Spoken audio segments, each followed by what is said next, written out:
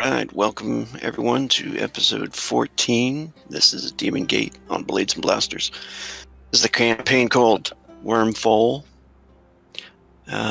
We've got a lot of players. We got a full house tonight. Who do we have tonight? Please state your name and your character, starting with the Prankster. Hi there, my name is the Prankster, and I am playing Hum Nahar, who is a Kuthalan demon hunter. And I long to kill the demons. Nice. And Shuthar. Hi, this is the Bees. I'm playing Shuthar Offbog. He is a Sharfreen that is lizard folk, and he is a warrior who likes to protect others. This is all he cares about, really. Gunratet. Oh, are you muted there, Gunra? Yeah, you are. I'm Jester, and I play Gunra Tet, a Mintep pirate, who nobody except for one other character in the party knows is a pirate. And he may or may not have a plan to take over the ship that they are about to board. He's a good sailor. Yes. Honorable, Very good captain. Honorable Marine. And Kinderhoff. I am Kinderhoff, and I'm playing Ichibar, the Sharpeen guide for the wilderness and towards Wyrmfall itself, who does some fun wilderness things here and there with his ability to track a trail for adventurers to go and lose their lives and collect all their gear and sell it later. Nice. And McCurt. McCurt playing Skog. Playing Hakta, a Skog swordmaster, and rise from nothing, looking to use my skills to help others escape from poverty. Let's do it. Heck yeah. Excellent. And we're welcoming Kinderhoff and McCurt. These are first games on Blades and Blasters, right? That's correct. McCurt, you've played one other one, I think, before. Yeah, I played a couple. Fresh meat.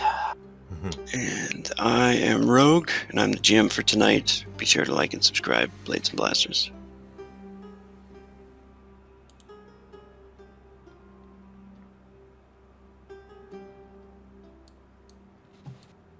Everybody got sight here? I do. Yep. Alright.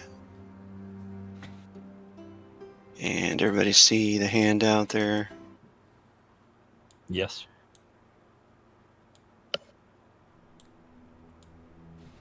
The town of Galeshade rests on the eastern coast of two countries, and it rests directly on the border of the marshland of the lizardkin of Haktal in the Shadownar territory.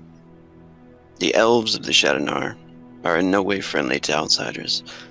The Sharfeen of Haktal will at least trade with other races outside of their lands and take coin to lead them safely through the swamps, just as Shuthar did.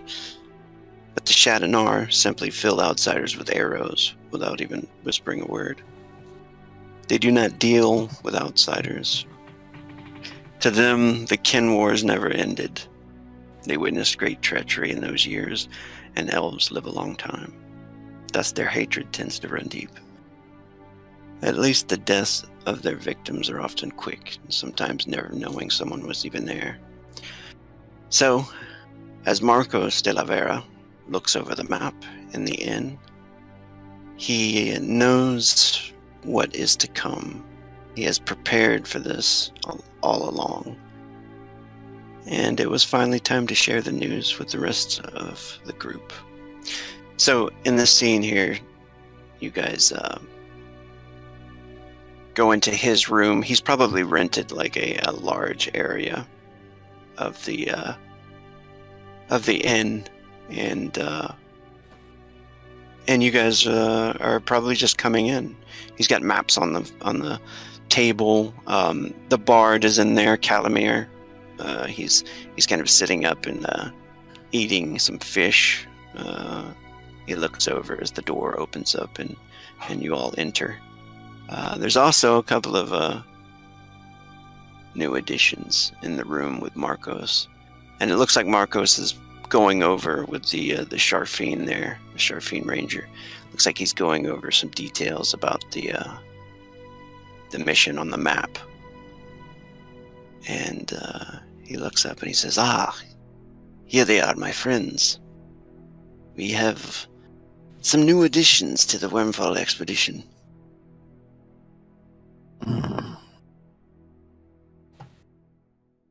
I imagine Hum comes walking in, and he's in his pretty heavy armor. Maybe takes off his new great helm, which is a worm skull, kind of sets it on the table, just praises everybody. You would see this guy in front of you, and his face looks super messed up. He looks like he's definitely seen better days, and he's got one milky white eye, and the other one is just fixed on each of you, trying to kind of appraise you and figure out what's going on. And the 6 vertical mouths. Yes, and his 6 vertical mouths. Welcome. It is good to have new compatriots on this journey. And Hum would step forward and put out his hand for a handshake. Ichibar will put out his hand and step forward quickly, taking your hand and say, "Hi there, a new friend. I'm good to meet you. Good to be acquainted with you to take you over to your destination." Yeah, Hum Name's would like do a double Ichibar. take. Hum would do a double take, look at you and Shuthar. Is this your king, Shuthar? That's kind of racist. We're not all related. He is kin. Shuthar walks over and pounds his chest and bows to you. He says, "Greetings, my brother." Greetings, my brother. See, we're allowed to say that, friend. We're not. It's a little. This little is our mixed up. word. I know. You didn't no, teach I him the know. right ways. It's okay. Still learning.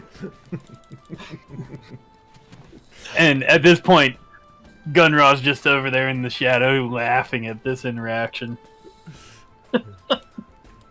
Yeah, how is it kind of awkward? So he's just like, Hum is kind of awkward, so he just looks at it all like he's offended, and he's like, excuse me, I have to go do a thing with a guy.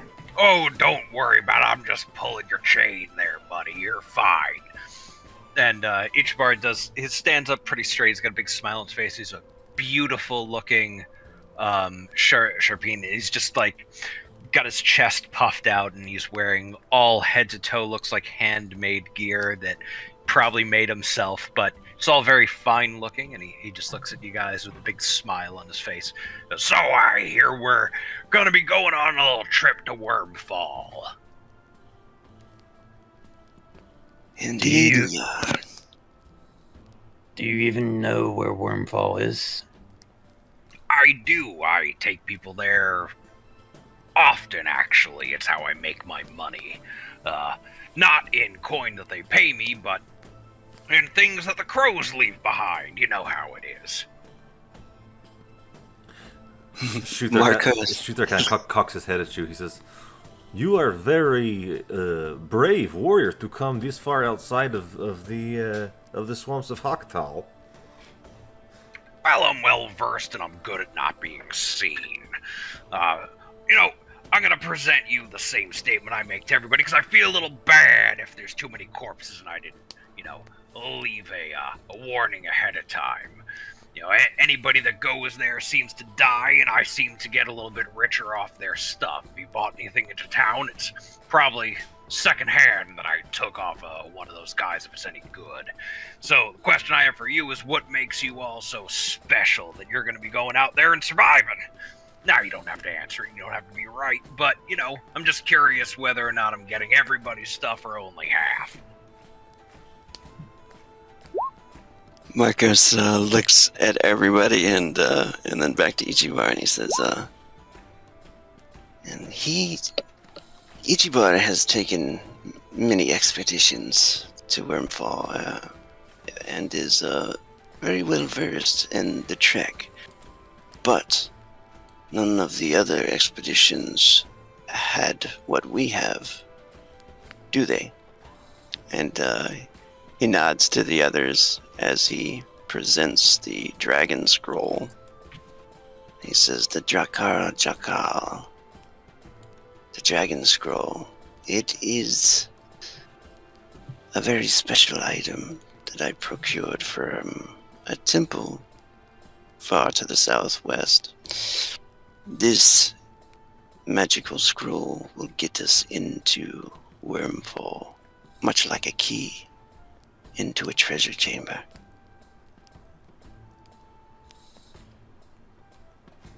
Well, Yeah, I'll admit, that's unique. Yeah, Hum is looking at Marcos.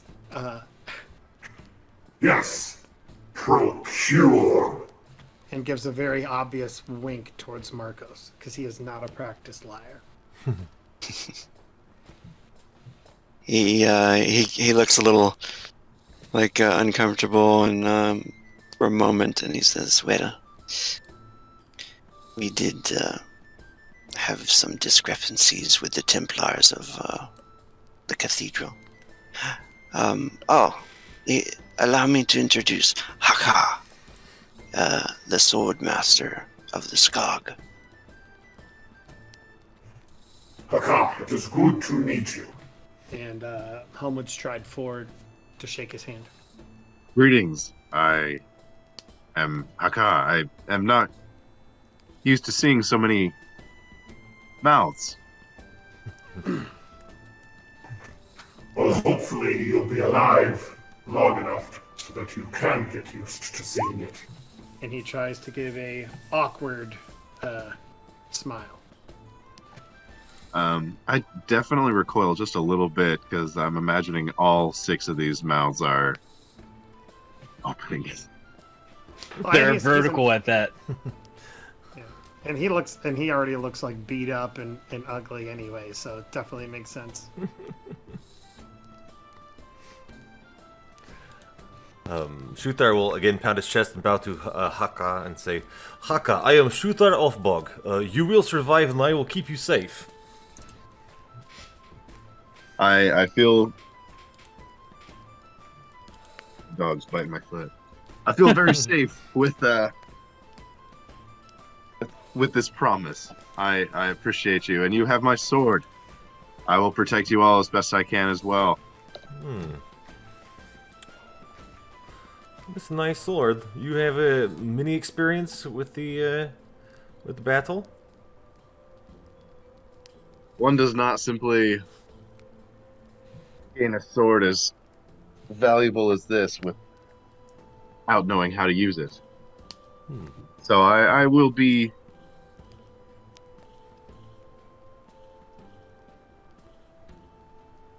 of much value to this troop, and I think perhaps our friend here may know the way, but I may know best way to protect us. You must meet Gun Ratet. He is a very respected naval captain. Gun Ratet, these are our new friends. This is Ichibar and Haka.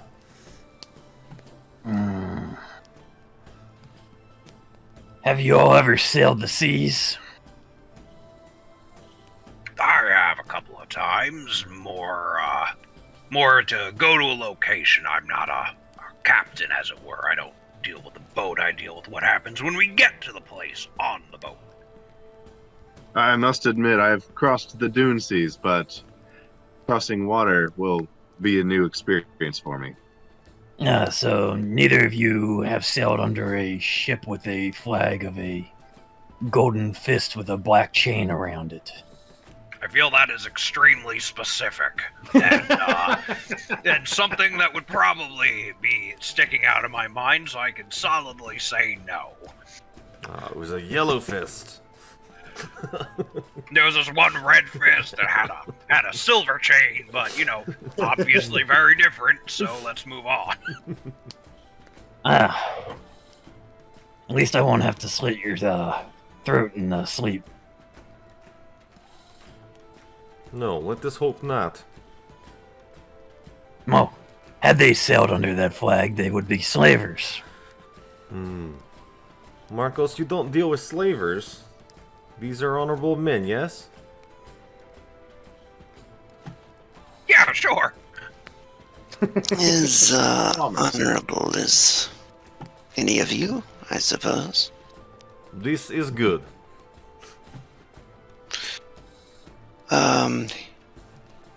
Here, look onto the map. And, of course, brings everybody's attention to the map that's on the table. Can everybody see this? Yes.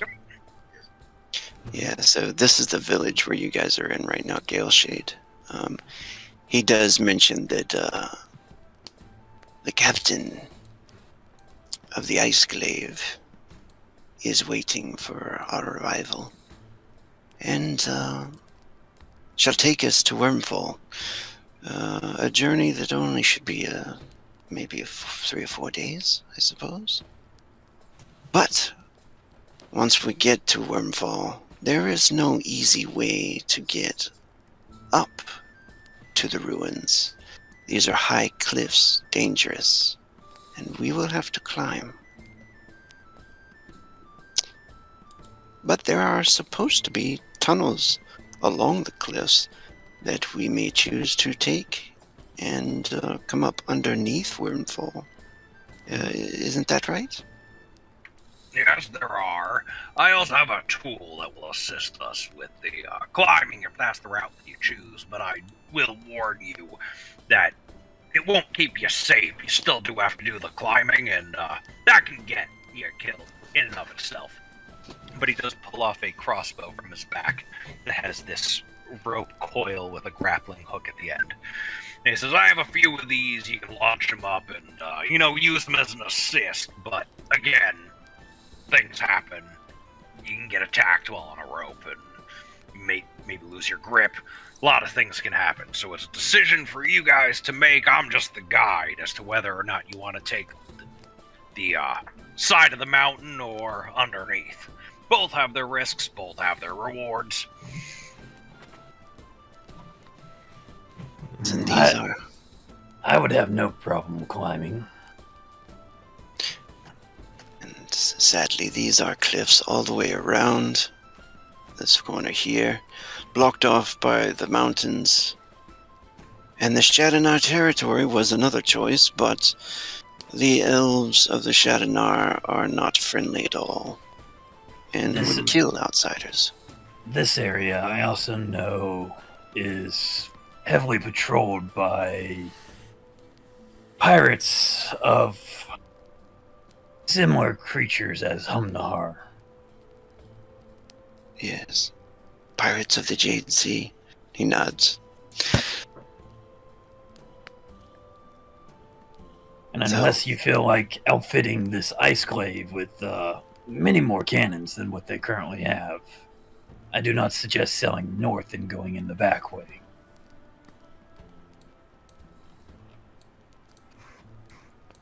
And he nods. Both options seem dangerous. Well, if it wasn't dangerous, it wouldn't be fun, right?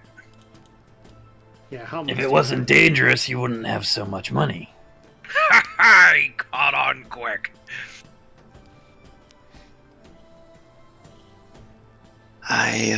Courtesy of the Queen of Espadosa, I have procured some crampons, climbing tools for everyone to use. If you wish to purchase a few more items, by all means do so, and you can meet me at the ship. The ice glaive. I've already got the crampons and climbing tools myself. Cool. And he said that those tools will be prepared for us, right? So like we will have access to them even if we don't purchase them here. Yeah. Cool. He says, please meet me at the ship within the hour. Will do, boss. Hum would nod. And then he would, at that moment, he would make his way out of the tavern as soon as he possibly could. Where's Humnahar heading to? Hum wants to go visit the female Kuthal, who's also Hum Nahar, Ah. who he's been staying with for the last 3 days. All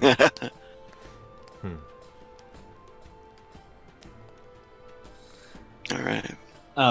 Gunra is actually going to go try to find a sort of face mask. Yeah. So going to the armor. Armor or anybody that makes mask just to cover his face. He's already got the hooded dragon scale robe, but he just wants something to cover his face. Okay, cool. And you can make an availability roll for that if you want to. Does anybody need a scene for these excursions? Nah. Hum would like one, if that's okay. He was a sex scene. Don't fade. Shut up! Shut up, bees! We don't do ERP here. What are you talking about? I hate all of you. Actually, I haven't known the new people long enough to hate them. So, everybody else, though, you suck. Kidding. All right. Does anybody else need to do anything? No, I think Shuthar's pretty confident in his own climbing skill innately. So, I mean, that combined with whatever gear we've already acquired, I think Shuthar's all shopped up. Cool. And Ichibar and Haka, you guys are good? I have acquired all that I need. I was prepared before we all met up, ready to go. Sweet. So we'll do a Humnahar scene, and then we'll go to the boat. The ship. All right. I don't think you actually have mask on the website, so what do you want the DC for that availability to be? Let's see here.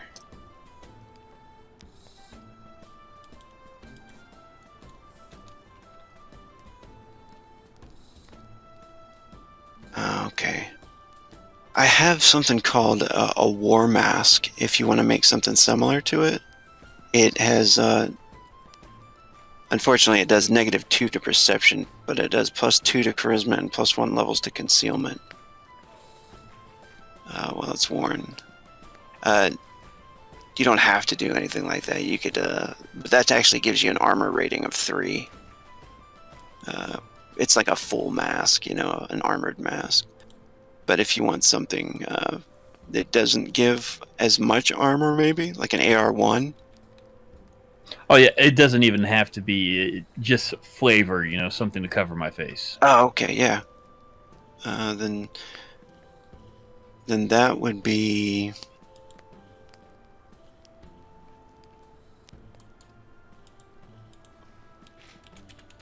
Maybe just some clothing, right?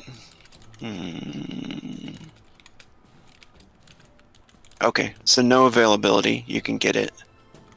And you can spend like 1 to 10 silver pieces. All right, I'll go 10 to make it look nice. A really nice one. Cool. Yeah.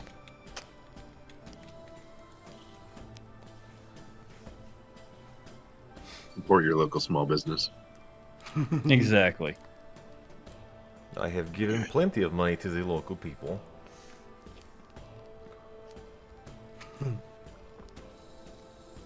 Do you remember her name? You know what? I don't know if we gave her a name, honestly, because I think we were just both Hum Nahar. Yeah, I don't remember if we did either. Or she didn't tell you, maybe. That could be it. You could make it off. I could make it up right off the bat if you want me to. Go ahead, let's roll it. Go ahead and roll a d20 and a d10. It's gonna call her like Jessica. She's like, that's not my name. It's like, I've been here hello. for 3 days and don't know my name. Oh wow! Look at that. What were the rolls? 1 and a 10. D20 was a 1. The D10 was a 10.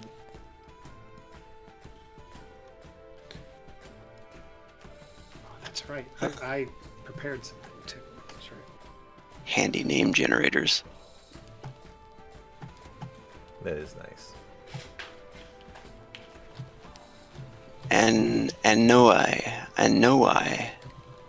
Anna OAE. Can you write that down for me? Or put it in chat? Anoae. A Noe? I barely a Noe. Sorry.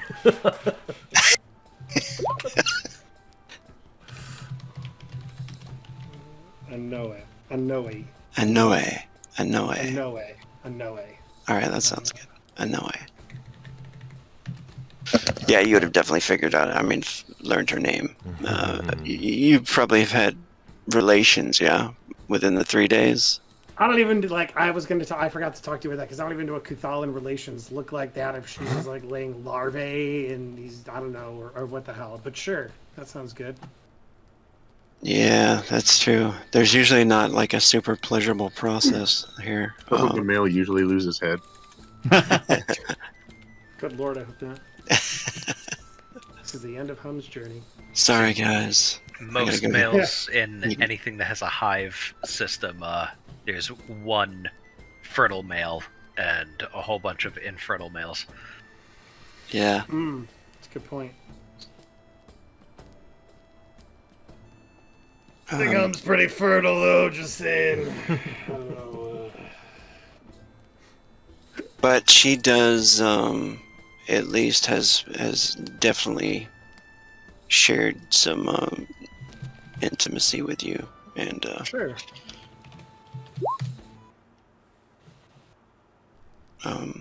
You go back to her residence, yeah. Which you know that she's there, of course. You've probably prearranged this meeting or known that you were going to go meet her there. Yeah. Yeah, so she opens up the door to her residence. And the residence is like well kept, you know, and you can tell the human influence has definitely rubbed off. There's very little in here that resembles anything like the old hives of the north. Maybe some like a totem. That totem on the wall there, you know, the carvings look similar to something you might have seen. And she opens up the door and says, "You are leaving today, yes?" Yes, Anoae. I am leaving. We're venturing off to Wyrmfall. I have seen other groups leave for Wyrmfall from this place, and they do not return. I think Helm would look down at that and then look back up at her. We have something that we believe will be a game changer that will allow us in. We think that not only can we get the riches from Wyrmfall, but return with it and live our lives.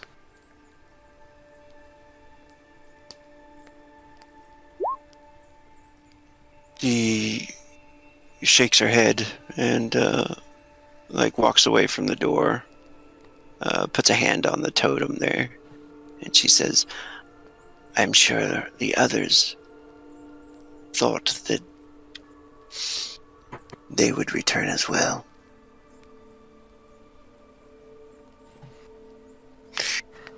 Everyone dreams of glory and honor and wealth.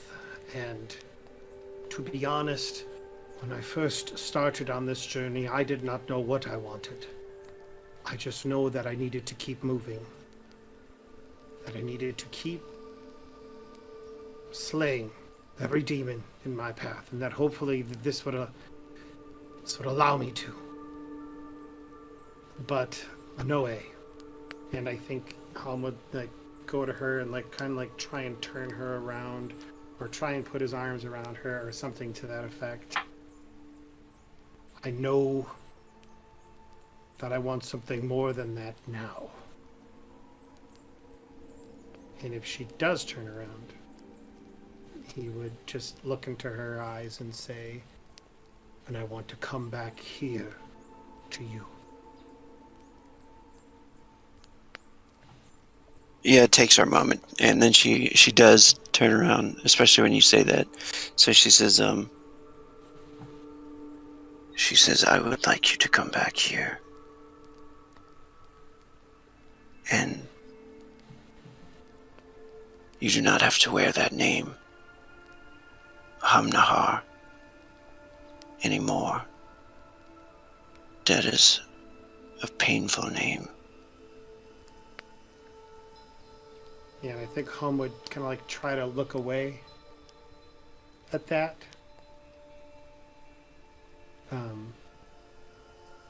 She's gonna grab you and say, I have something for you. Take with you. She seems like she constructed some kind of necklace or something. It has the same kind of tassels things in her hair, the things that she wears there. And one of them is like bound into this amulet on it. And she says, to think of me. And he would smile, but not like in the awkward way that he does around humans or other people. I would love this. And he, in turn, he actually is wearing a necklace himself that he would take off and give to her. I would hope you would do the same for me.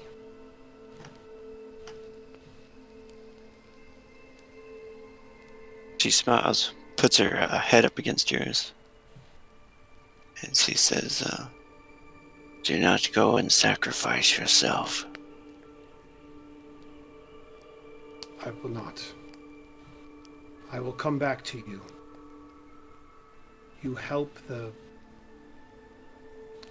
pain of being Hamnahar. And I want that.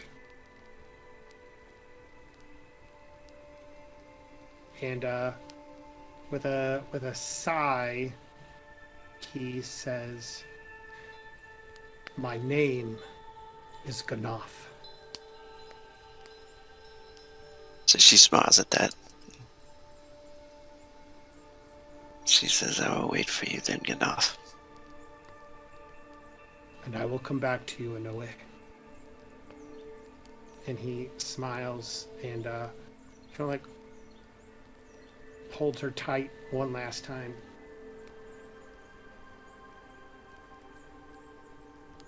They do some 6-tongue kisses.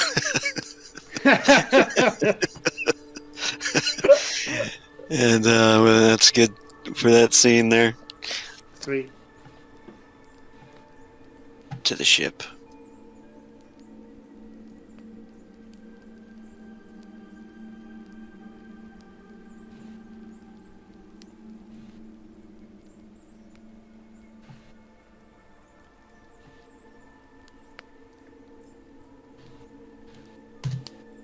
When you guys go down to the docks,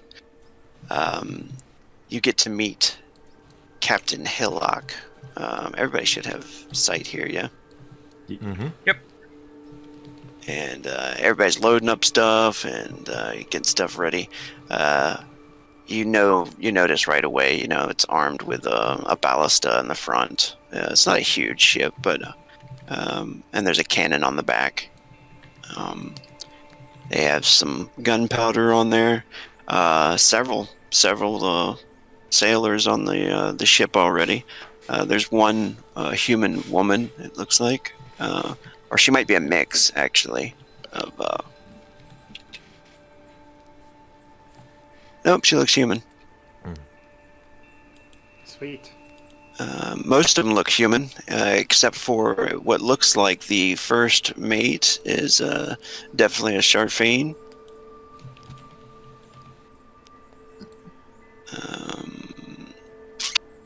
Yeah, but there's mostly humans on the board.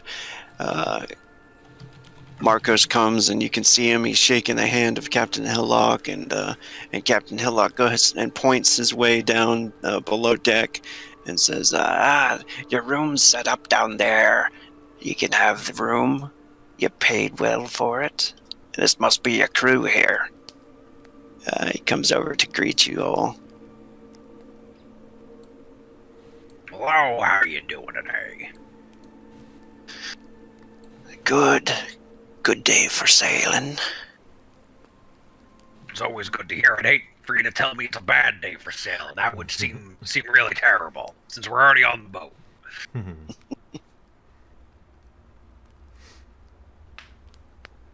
And he starts to shout out to the others, hoist the sails, let's get going. We're gonna beat the weather. The storm that's coming wash across the west. There's a storm that's coming. He ignores that immediately and then goes below deck. But you notice the guy up in the crow's nest. He looks down and he says, he thinks he knows that there's a storm coming. I think he likes to make things up, though. Is it one of those things where there's always a quote-unquote storm coming? Exactly. Gunra moves halfway up the mizzen mast, looks out at the sky. I would have to agree with this man here.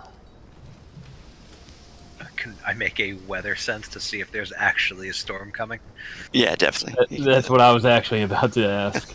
Yeah, Well, I don't actually have weather sense, but I have perception, so I can do this. Cool. Yeah, if it's just the perception, go ahead and do it at -3 on the modifier. Yep, did that. Cool. So I got a 7, and that's including the -3. I would like to do a seafaring. Yeah, definitely. This one isn't very high for me, but And you could Surprise. actually help out, yeah. Kinderhoff, you don't... It doesn't look like there's any bad weather at all. I mean, there's no signs of any bad weather coming on the horizon. It looks like a nice day. He nudges Hamnahar, and he just goes, I think that guy's a fucking liar, is what I think. Gunra climbs up the crow's nest to see this gentleman up there, and is like, Yeah, no. It doesn't look to be a storm for another 5 or 6 days.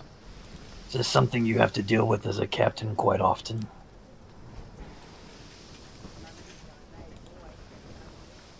Looks like he's got a pistol crossbow on his belt, and he says, all the time.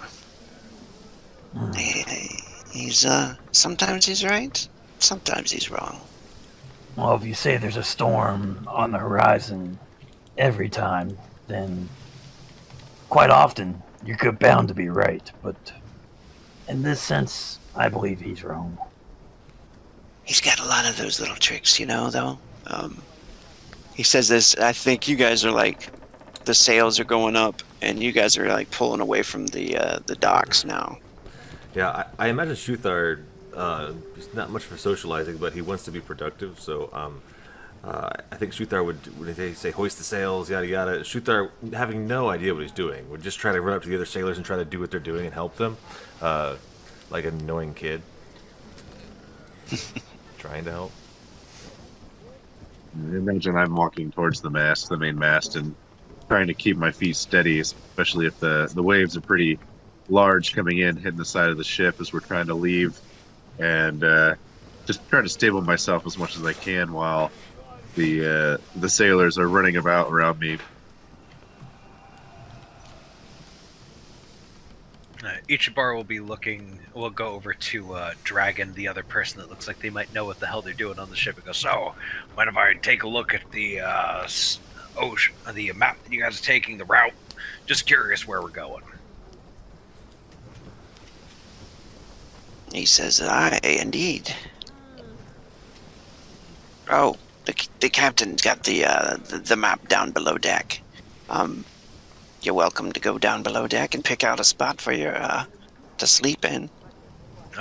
I'll do so, and he'll hop down there and see if he can make sure that they're taking an actually good route to get there. Yeah, let me move you guys over below deck so you can at least get to see what it's like down here. Hell Get to yeah. know the ship layout and everything. Excuse me. Alright, there we go. Up. I'm gonna grab you guys real quick. Sure.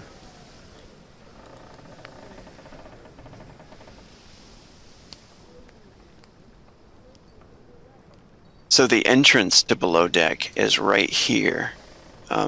There's another door right here that goes to the captain's quarters. And those are the only two doors on deck. And then when you go down the stairs below deck, can you guys see everything there? Right there? Yeah. Cool. Yeah. Nice. Sweet. So it looks like there's lots of hammocks or places to put up hammocks. Yeah. There's like hammocks, that you can sit at. There's tables and chairs, shelves, actually, with looks like salves and alcohol. There's a cell in there? There's a cell and there is a guy in there. Ichibar immediately walks over to it, leans up against the bars, and looks at his closet and goes, so, buddy, what you in for? He looks over and he says, "These infidels." You're in because they're infidels, or you're, accusing them of being infidels, and These therefore... infidels. Yes, these infidels. The captain is an infidel. Okay. So why are you in there? Because he does not like me, and he does not listen to the gods as I do. What did the gods say that he wasn't listening to? You can see this guy's got those big hat with the chakram rings all over it, and Sweet.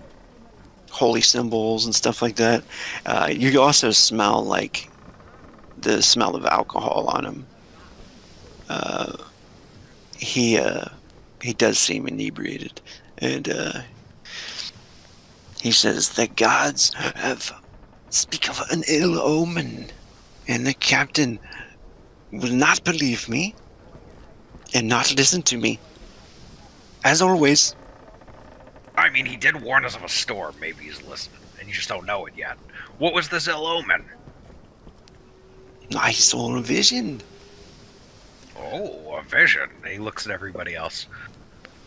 Gunra's ears perk up at the hearing that the captain's inept.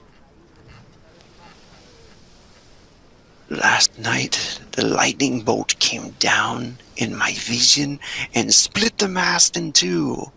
The mast falls and breaks the ship, and many of us drown. That's a pretty extreme response, I admit. It is an ill omen, and the captain will not listen. He will get us all killed. So, Well, I do not think we have to worry about a storm. We should be fine.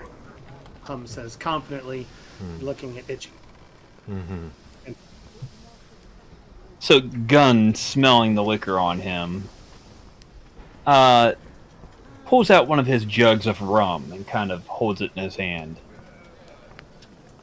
Just holds it there. Grabs a drinking horn that he happens to be carrying. So, And he pours himself a horn. anything else that you can tell me about the captain? And he comes over to the bars and smiles really wide as he peeks out the bars. And he says, "You going to share some of this with me?" Depends upon anything that you can tell me about this fair captain. Well, I can tell you all about him. He is an infidel, and he does not believe in what the gods say. I'm gonna look at his holy symbol. What god does he pray to? He prays to Sidious, the sea and storms. That kind of makes sense, yeah. Gunra hands the drinking horn through there. So, what does the rest of the crew think about your infidel captain? Sometimes some of them listen, and sometimes they do not believe me. But they will. And how do they feel right now? They're not listening. That's why I'm in here. He told me I sleep it off for a day. And how well does this captain pay you all? Marcos comes walking down the stairs out of that room up there. He's like, I found my room. Did you see the captain? Is he down south? And he points to I'm assuming this door over here. He says, "Oh, no. I haven't seen the captain. I think he's still up above deck, yeah?" I don't believe so. I believe he came down here. And I will go around looking for him.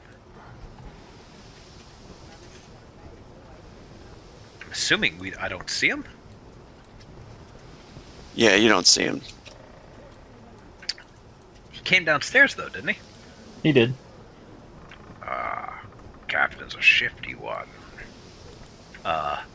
These dwarven ships are often used as smugglers' ships. Perhaps search around for hidden compartments. Or, what was your name in the cage? My name is Nico. Ah, Nico. Perhaps you'd like to tell us your captain's hiding spot?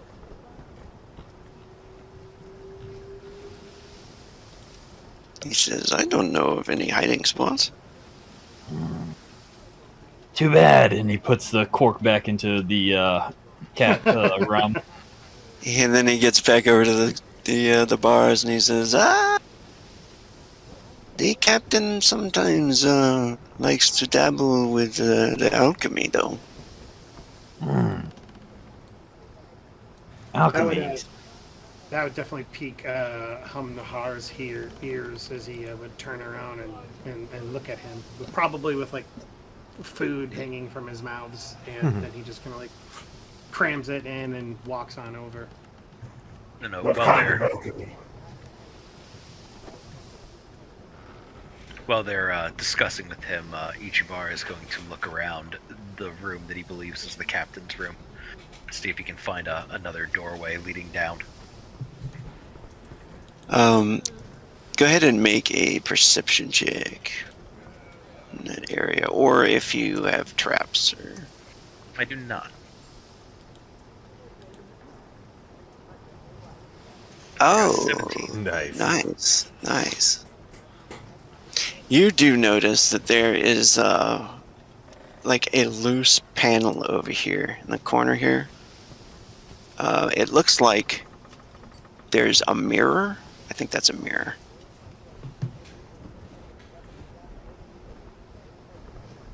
Alright, we'll try to move it. Yeah. When you move the mirror, there's some stairs that go up. A ladder that goes up to a little hatch up above. And like just kind of direction sense, natural direction sense, it probably goes up to the captain's quarters. He is. He's not going to say anything. He's going to go up the stairs. Alright, I'm going to put you over there. Quick. I should just share the vision here, so the camera can get what you're seeing as well. Let me do that.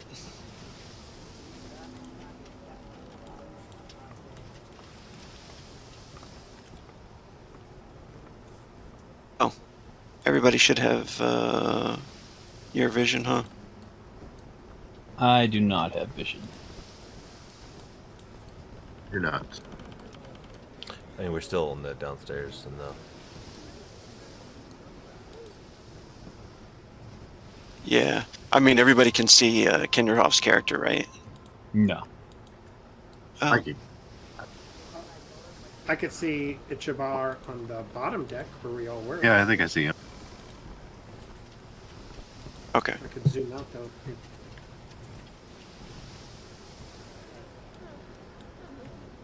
Yeah. Let me move him over there. All right. So when you pop up, can everybody see him now? Mm-hmm. Yeah. Yes. Okay, cool. You pop up into like a small bedroom, and there's a chest over here underneath the bed, and the door there. I just I open that door and I kind of just stroll in and I go, "Ahoy, Captain!" And he looks over and he's like, "Damn ye! Did you already find my hidden passage?" I'm gonna be real honest with you. You went down below deck, no one could find you. It wasn't really that big of a leap to assume you had a hidden passageway. I've seen ye before. Ah, ye have, yar. You're the Sharfine that takes people on the expeditions to Wyrmfall. Quite often, actually. Yes, I am. Good lucrative money for that. I just wanted to check with you on our route. I am quite aware of where we're going. I just want to make sure we're taking the fastest path. These guys seem interesting. I'd like to actually see where this goes. Indeed. I can show you the navigation charts.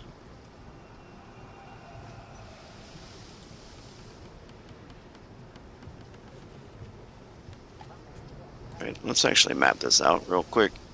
3 days.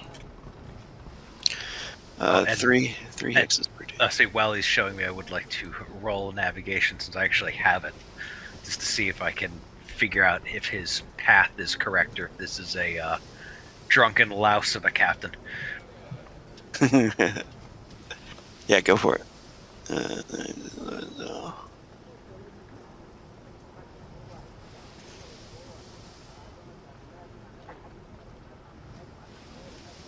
4 days. 4 days travel.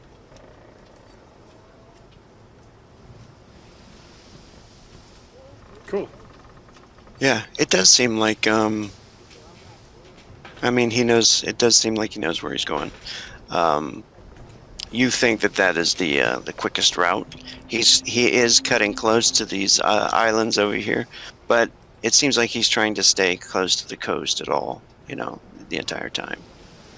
Maybe it's to avoid pirates or the usual trade routes, but does seem like he's keeping close to the Shadinar coast for some reason. You don't know if that's unusual or not, though. I don't think. Okay. I'll say, all right. Well, tell you what. You give me a little taste of your special stock there, and he holds out like a cup and just goes, and I won't tell everybody where your little secret passage is.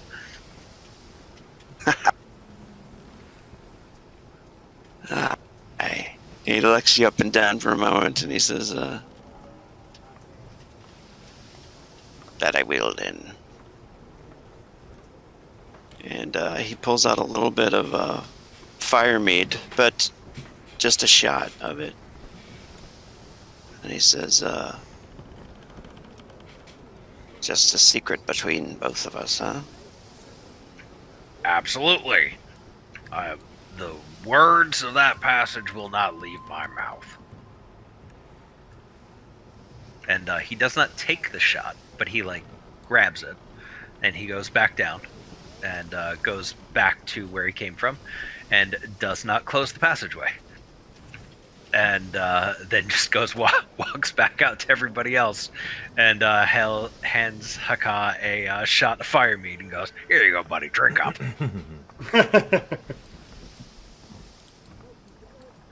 And I look at him. I'm like, where did you get this? Nowhere that I can tell you about. And he walks away from the clearly still open passageway. I peek in just to see where he might have gone and look at the passage and down the shaw. I turn back around and go to my friend with the many mouths. There seems to be something in the other room. Oh, what is in the other room? It looks like a ladder.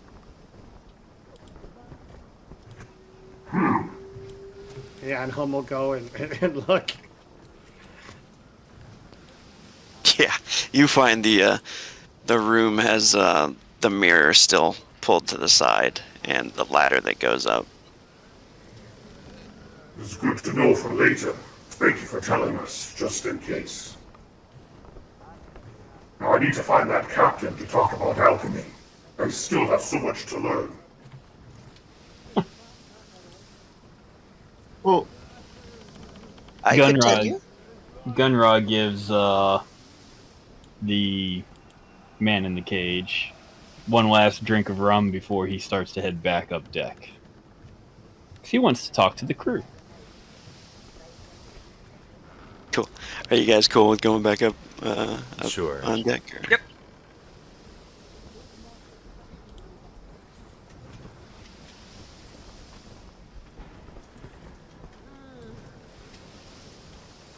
I could just open vision to everybody so you guys could move back and forth. Now that we've discovered everything. Yeah. Yeah, so everybody is going to be on the ship for 4 days, at least. So far, unless something terrible happens. But why would that ever happen in a game?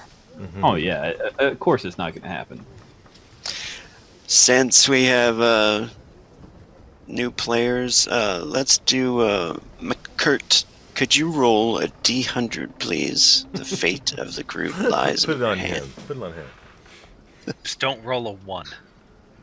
Ooh.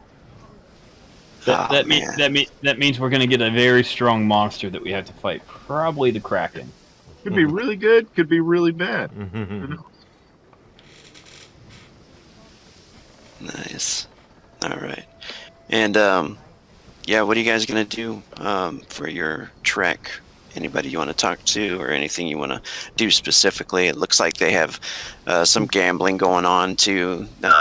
During the day when things settle down and nobody's not working. They have some gambling over at the table over there. Gunra actually walks over and starts to introduce himself to them. And with this, I would like to actually activate a ability that I have called Ahoy. Nice. This ability may be activated during an initial meeting of a crew or character. I will burn 1 saga point to roll it twice and take the higher of the 2 rolls. I know what you're doing. Smoozing up the crew. I don't know what you're talking about.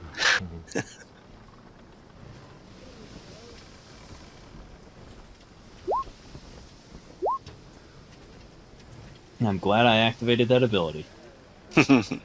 Because I've actually got a pretty decent charisma. Yeah. That's a great roll for Shuthar. There Oh, we go. nice. Nice. All right. How would you? Because that's very nice. Gunra walks up to the table and sets down one of those, one of his, because he's got two, bottles of rum, jugs of rum on the table. So, seems like things have already calmed down since we set sail. I'm Gunra, and who might you all be? And he passes each of them one of 5 wooden mugs that he has. Yeah. I'm old gravel, and he throws down some coins and stuff, and herring. Guy looks like he's probably from Minwu, and Cat, she kind of throws her locks of hair to the side, and she nods and says, "They call me Cat." Could you also make a roll? All right. Can you do your glory roll? Glory.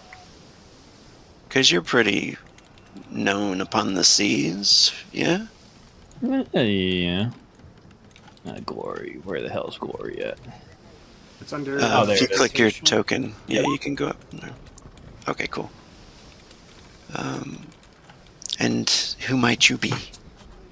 Gunra. I used to be captain of the Witch. Unfortunately, a slave trader that I believe this ship once had dealings with dispatched 3 ships to put me to the bottom of the ocean.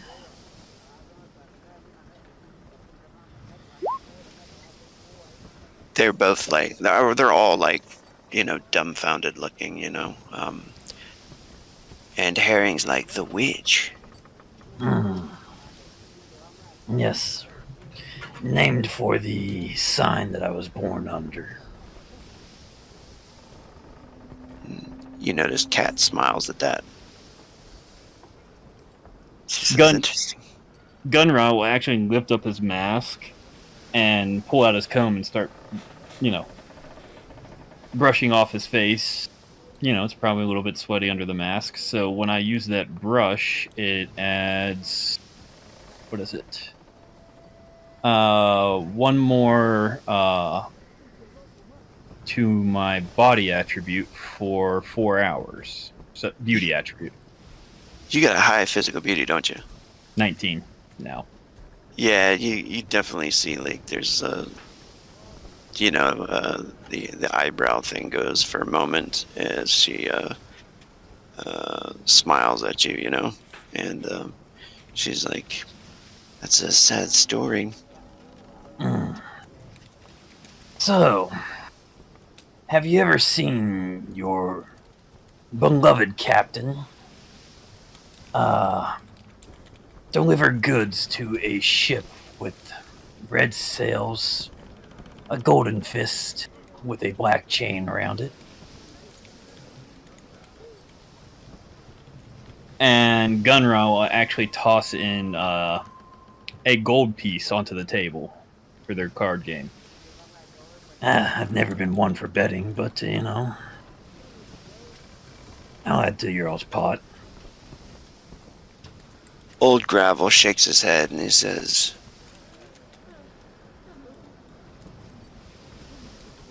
what if we had? Would that spell doom for our captain?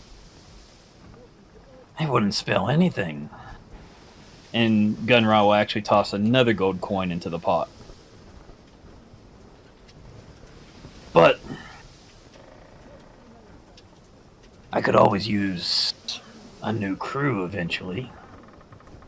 And he'll toss another gold coin into the pot. They start to look at the coins and stuff. And Cat kind of like smiles at you, and she's like, "You got a lot of those, Captain Gunrotet?" I don't believe I told you my name. My full name, just Gunra. Have you heard of me? And Herring looks at Cat. You can tell he kind of kicks her under the table, And she says, "Our captain does a lot of things. Some of them quite unscrupulous." Well, gold coins aside, I do like to share whatever wealth I earn with my crew evenly. And he'll actually pull down the mask, toss another gold coin onto the table. So take that one away. I would appreciate it if you kept my full name from your esteemed captain, which I have seen trading goods to a certain organization. And he'll actually just walk away at that moment. It has been a lovely time speaking to you all. And he'll actually go up to Calamir and start Dude. talking to Calamir. Yeah. Cat looks like she's about to get up, and then Herring grabs her arm, and he starts to say something to her in a kind of hushed voice. And At that time, because I don't think I'm too far out of hearing range, so I'd like to roll perception to hear if I can't definitely understand him. Yeah, you can do that. Target 6.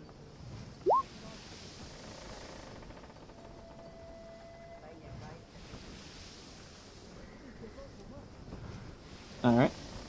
Yeah, you hear him say, "Not now. It looks suspicious. Give him a few minutes. Talk to him later." Gunra is going to hand Calamir 5 gold coins and 10 silver coins and tell him join the poker table. Make friends with the crew. Says, my friend. It would be my pleasure. Should I play a tune? Play a few hands at first. And then entertain the crew once you have won them over a little bit. And don't feel bad if you happen to lose some coin. Try to make it seem like we have more wealth than we do. Do you mean we don't have much?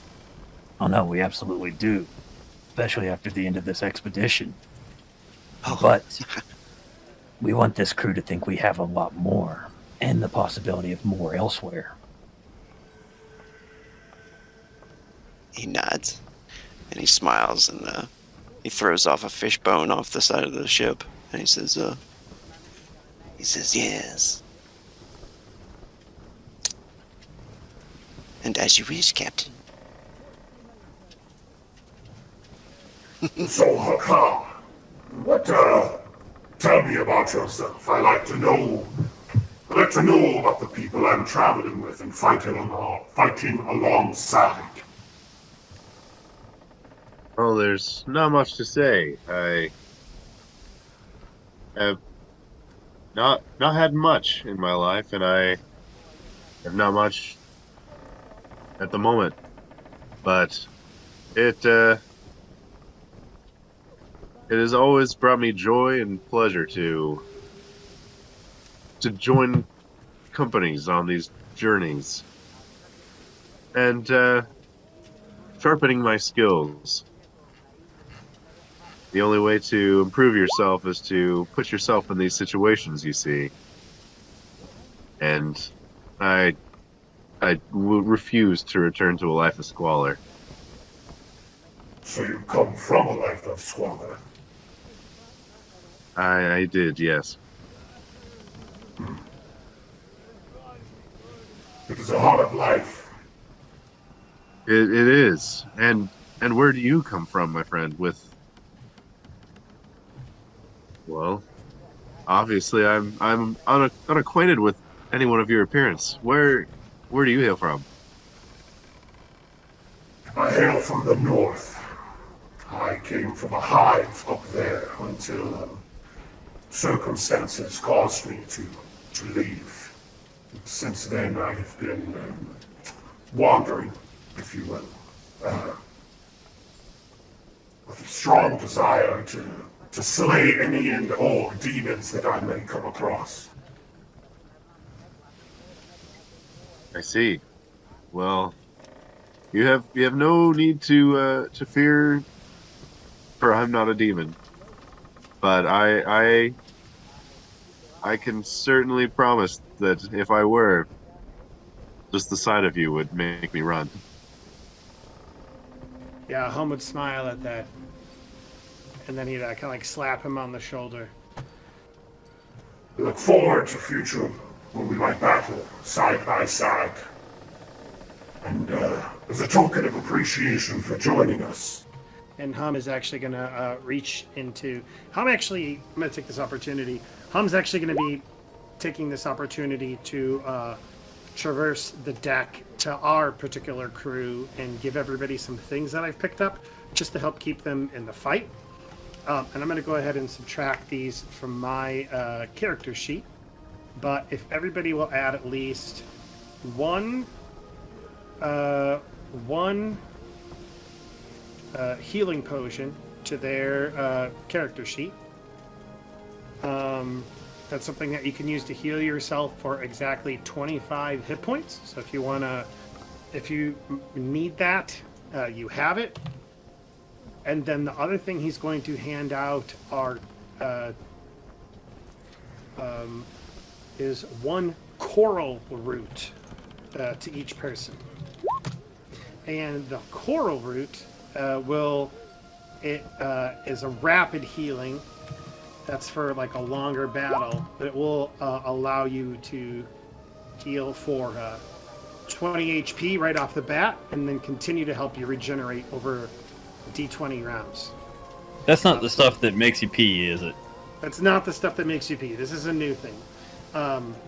So if everybody can add one healing potion, one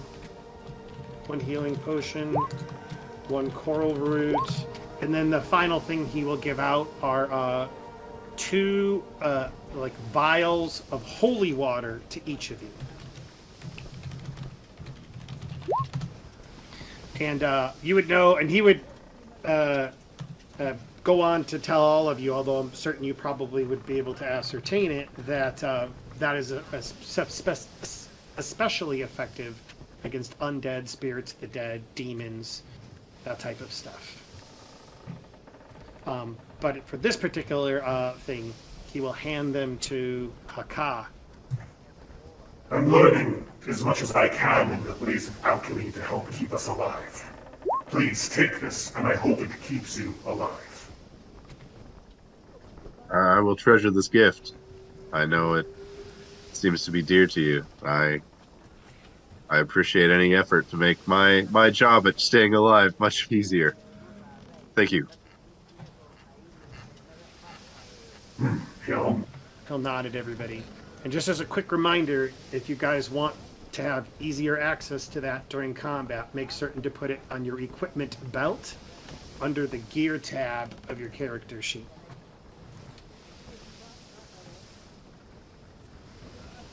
I gave that to all 4 of you. Okay, cool. So Gunra got each have that.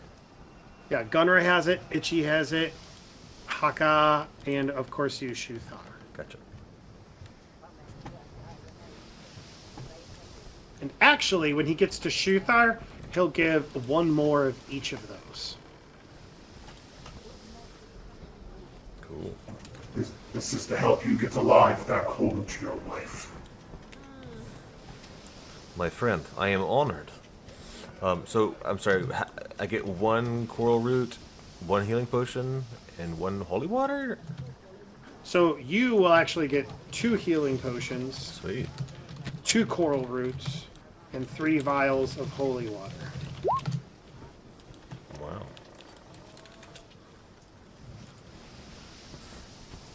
Hamlahar, you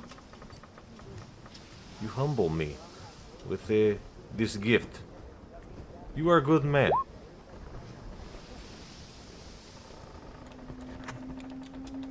I am fallen who would like for you to be alive, so that your wife might greet you again one day. Yes.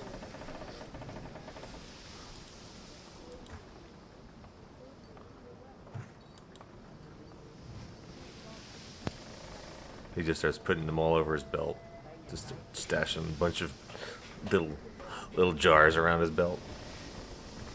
Cool. Kind of like shaking it around, looking at it. Interesting little potion. Yeah.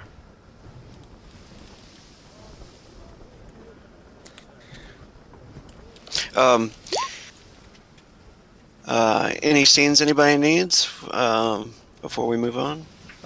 Just during the 4 days, Ichibar will, since he has hunting and everything like that and can breathe in the water, he pretty much ties a rope to the ship and around his waist and just jumps in and goes fishing Nice. each Yeah, day. nice. Try to supply fresh food for people. Sweet, nice. Oh, I was thinking about that too. Like, the Sharfeen are used to like breathing the water of, the swamps and stuff like that. Mm-hmm. So I'd imagine it like burns a little bit when you're under the seawater. Yeah. You know, Ooh, yeah, that's a bummer. it would it'd be fun. But yeah, I mean, you could still do it, of course. Sure. Yeah, he, every time he comes up, he just goes, "Oh, why do I keep doing that?" I'm in constant pain. Well, Gun Was is it like the Human Torch from the Venture Brothers, or the Human Torch knockoff.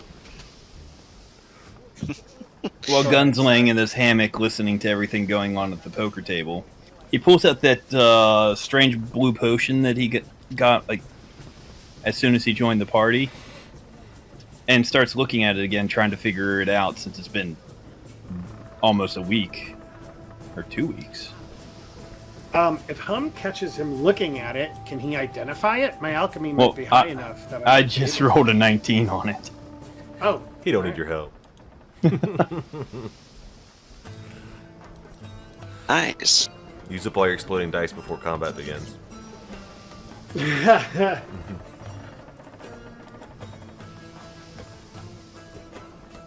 The ice blue swirls, target number 9.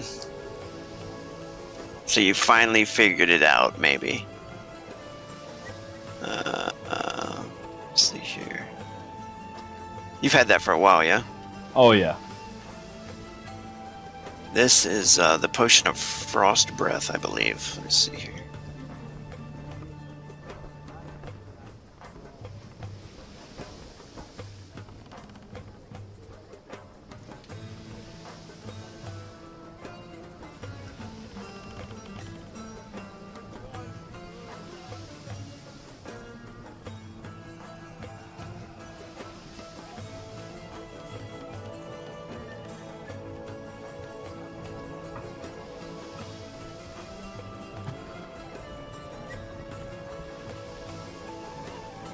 $314.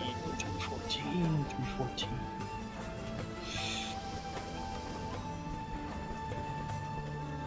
Is that what it was?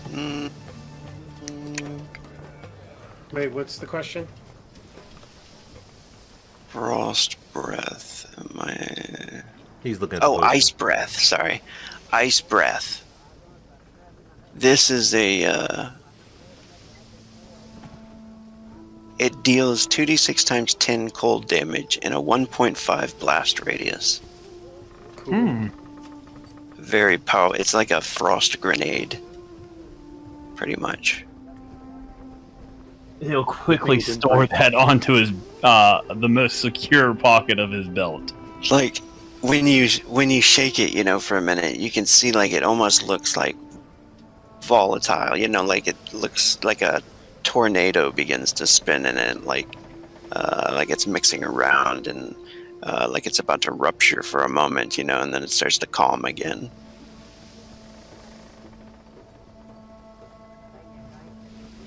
Well, yeah, that is definitely going on my belt.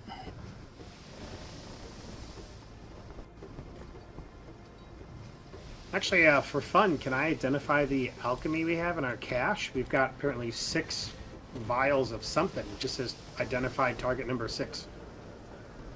Yeah, definitely. All right. There. You'll be doing that. Identifying those. Sure. Is this just like the first day, or are we assuming a certain amount of time passes? If you guys are cool with it, if you guys are cool with it, or you don't need any more scenes, we're actually gonna pass a couple of days. Sure. I'm gonna. Yeah, I roll figured some we were doing alchemy 4 checks. days. Yeah. Cool. So if you have things like fishing and stuff like that you want to do, you can totally do that. Actually, Shuthar is good at that, yeah? Mm-hmm. I might try to get a little bit more information out of this cat, Yeah.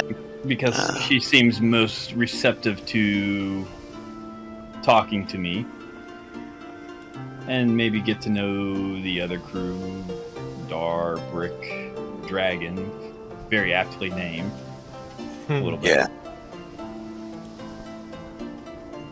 Yeah, you do get the feeling like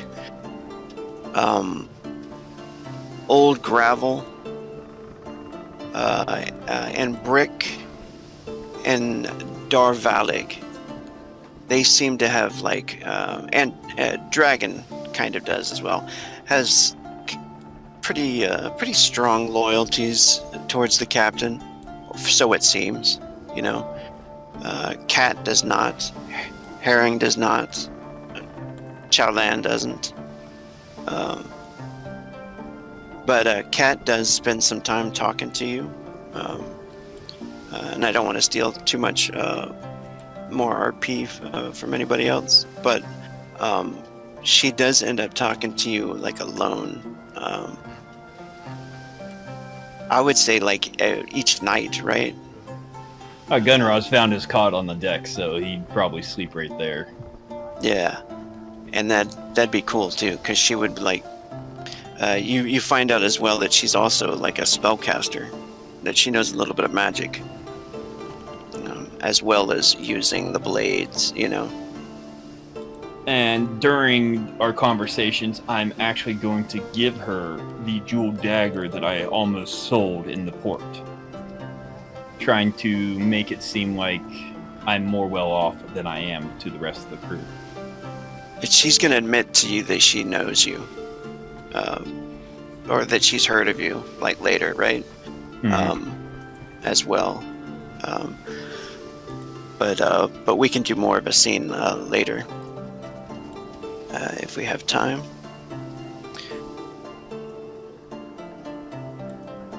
So yeah, I just removed that jeweled dagger and gave it to her, and it does have a rune slot. Nice. You've had that for a while, haven't you? Yeah, I have. I'm gonna put this on her. What was the damage on that? Oh, I just removed it. Shit. Probably D8, D6, but... It was a little weaker than because it was weaker than the 2 blades I've mainly been using, so 2d6 plus 1, I think. Okay, cool. Because the other jeweled dagger that I carry has 3d6 plus 1. 2d6 plus 1? Mm-hmm. Sweet. With an empty rune slot. Nice. So you can tell, like, she definitely takes this liking to you, right? And I think it's well known throughout the whole crew, you know. that like semi-flirtatious behavior throughout the past couple of days. She talks to you at nighttime and hangs out with you more than pretty much anybody lately. She thanks you for the dagger very much, and you can see her like playing with it, quite often. And I would also like to get this other jug of rum that I've got and disperse it to the crew as well. And maybe give the drunk guy that drinking horn that I gave him to drink out of earlier. Just start passing out little trinkets to the crew. Softening them up. Oh yeah. No joke. I feel like Shuthar just had the biggest fishing haul of his life on this ship. Did he? Yeah, my 2d10 exploded at 27. That's pretty cool. Nice. What's the chart say here? That's what I'm trying to figure out. Again, assuming I'm using the nice bait and I know when to fish. Yeah, perfect conditions, all that stuff. Yeah.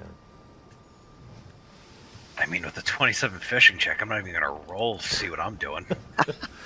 Well, you're No, it fishing means together. more. It means more food. Yeah, True. We can dry it and bring it with us. All right, I'll roll hunting. Yeah, you guys can do teamwork on this one. I got a 12. It's a Nice. respectable gentleman's 12. Certainly. Respectable gentleman's 12, yeah. Alright, so excellent conditions.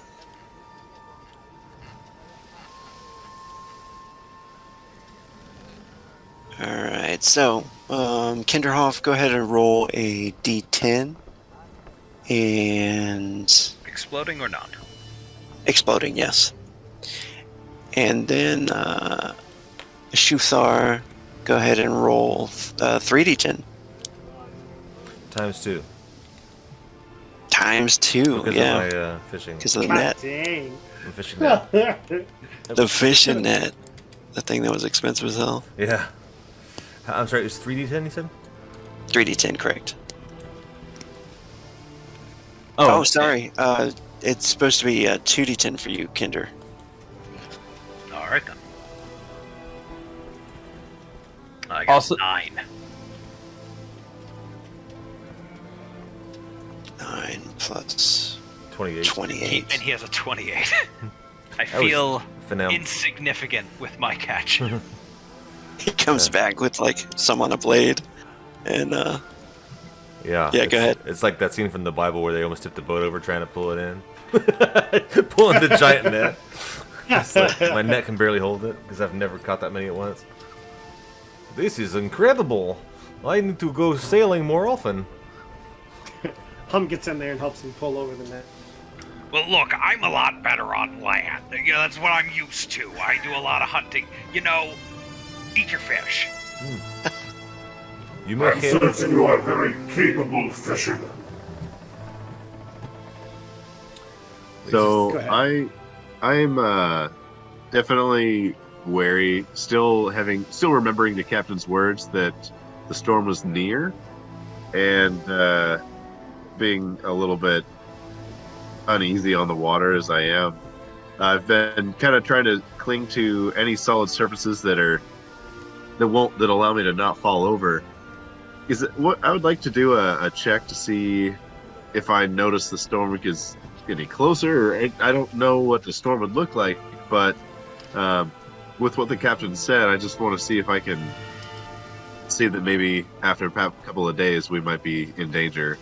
Yeah. Of yeah, that would be a perception check. If you don't have the skill relative to it, go ahead and do a perception, and that would be clicking on your token, going up to your attribute button, and then it'll drop down for perception. When the modifier pops up, just hit -3 in there, and then hit enter. Ooh, yeah. Everybody does cheer when you bring all of those fish on board, though. Everybody's eating good for the journey. Solid.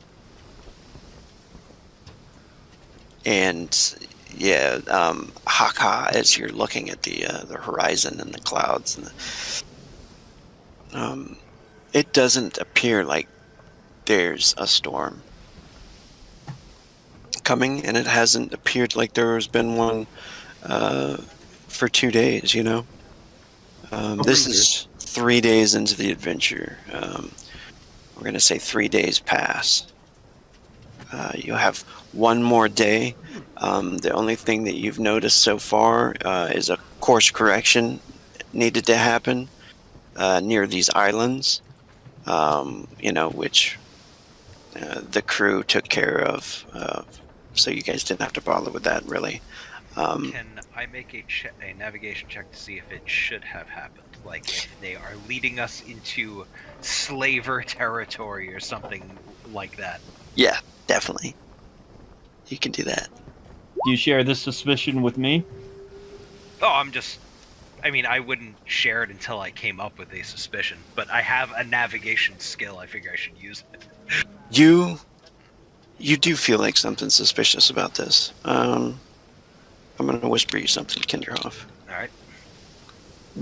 Alright, but at any time do you come up to the actual... At your moment of time, you believe that I'm a naval captain.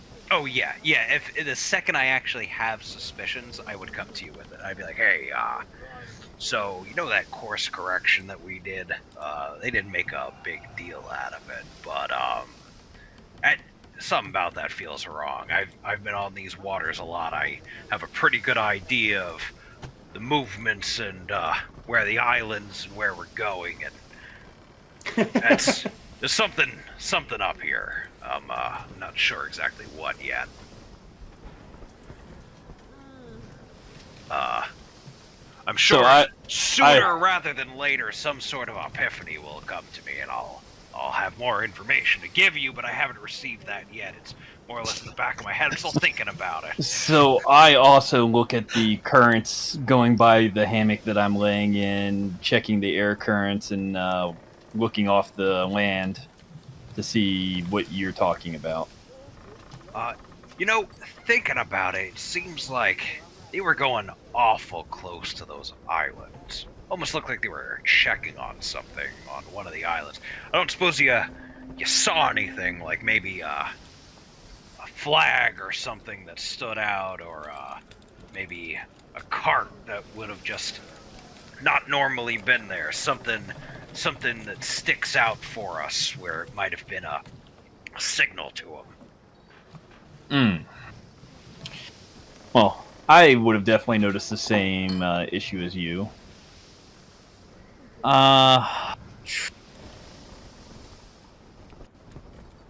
Perception? Since I rolled a 13, and I would have noticed the same thing on my navigation. Yeah, it definitely seemed like that they were cutting close to the islands that were jutting out. This was today, so this would be the third day. Yeah, I'll start taking a look towards those islands. Do I see anything that stands out? Like, is there a red flag on a pole on the shore of one of the islands, or something like that? I'm actually going to pull out my what is that telescopic lens thing called? The spyglass. Spyglass, yeah. As you pull it out, Ichibar looks at you and just goes, "Oh, big man with a spyglass. You think you're better than me?" What kind of captain would I be if I did not still have my spyglass? Fair enough, actually. You know what? I'll go to Itchy and I'll actually give him an item I have. I found that this has helped me to navigate, and perhaps it will help you for the interim as well. And he hands you a sunstone, which will add a D12 to your navigation checks for the future. Oh, fancy. So with the spyglass and the knowledge that I have, would you like me to roll? Okay. Yeah, perception check, target number 12. This is a little difficult. Jeez. I squint against the sun and go, I can't see anything, Mr. Spyglass. You didn't notice at first, but when you guys pass the island, when you look back on the spyglass, you notice that there is like some sort of cove on one of the islands. There's like several rocks that kind of stick out on these islands, and very large rocks, like the size of the ship. Then they have a little bit of green on the top of them, and vines all over the place. And you notice it would be very difficult to get in with a ship, but like a smaller boat would be able to get up into those rocks. And then there was a cave up there, very difficult to see, but it looked like they were checking on that cave for some reason. And that's only Dragon and the captain. You notice Dragon was looking with a spyglass as well. And do I happen to see what they're looking inside the cave to see? No. I mean, you just see the cave. Very difficult to see. I'll actually walk over to Cat. Well, get out of the hammock and go to Cat. Hey, really quick, just before we keep going on, I wanted to spend my 3 off days crafting potions and talking to the captain about it. We don't have to do a whole, role-playing thing just because, in the interest of time. But, yeah, he would like to seek out the captain, see if he can use his facilities, and maybe learn something from him, and just craft potions over the last 3 days. Is that okay? Yeah. You're trying to smooze with the captain? I'm mostly, yeah, but I'm not, trying to manipulate him. I'm honestly, I heard that he's an alchemist. I heard that he's a good one. And so I'm going to him, trying to learn from him, asking if I could use his facilities. And I'm just trying to craft some more healing potions as well. Okay. Go ahead and make a charisma check. And I just want to see, because you notice that he's kind of weird about the potions thing. All right. And I'm going to make a willpower check off of the captain. Oh.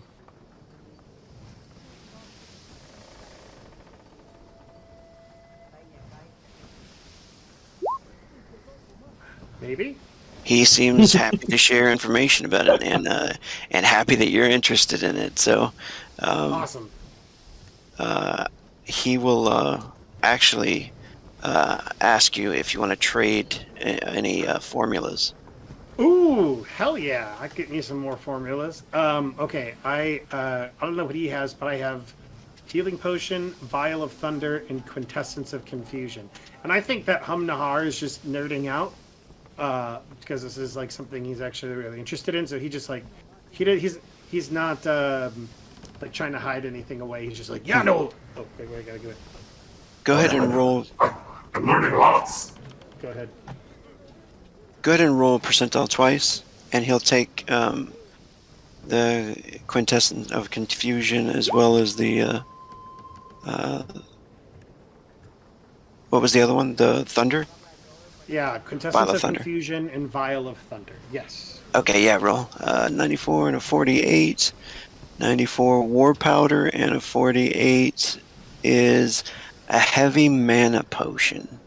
Ooh, War Powder, Heavy. That's what he has to trade you. Yeah, he's totally down. And I'll have to look Plus up one to those hit, two. plus 3 damage. Ooh, that is good for you. Oh, that's It's really like, good. yeah, it's like Battle Coke. You Yes. snort the War Powder and you're like, ah! I think normal Coke is Battle Coke. You need 2 Elfbane, 1 Glowing Moss, and 1 Wolf Claw.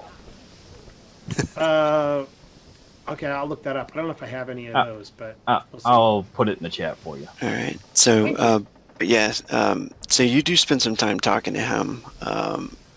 That's all he really talks to you about, though, is the Sure.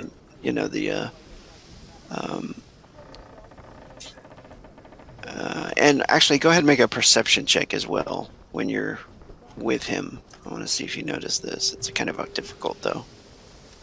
Perception check. Okay. Here it comes. Ooh, it's doubles. Oh, that's not bad. A few points off. All right. Then that's it. Then, it is during the nighttime of the 3rd day.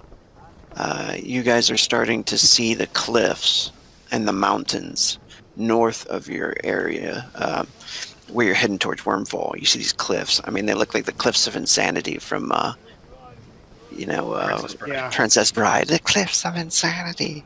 Oh, sorry, just real quick before we get to that evening, Ichibar will go to each person in our group and just be like, hey, just so you're aware, myself and your captain both saw something a little hanky. Just, Gunnar and me both think, something might be going on, but don't panic, just keep your eyes open.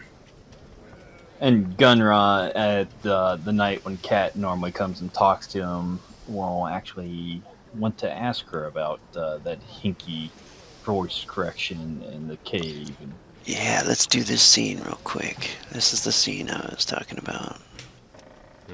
and he'll make sure that it's at the front of the ship where not many people can hear over the crashing waves of the bow and everything like that.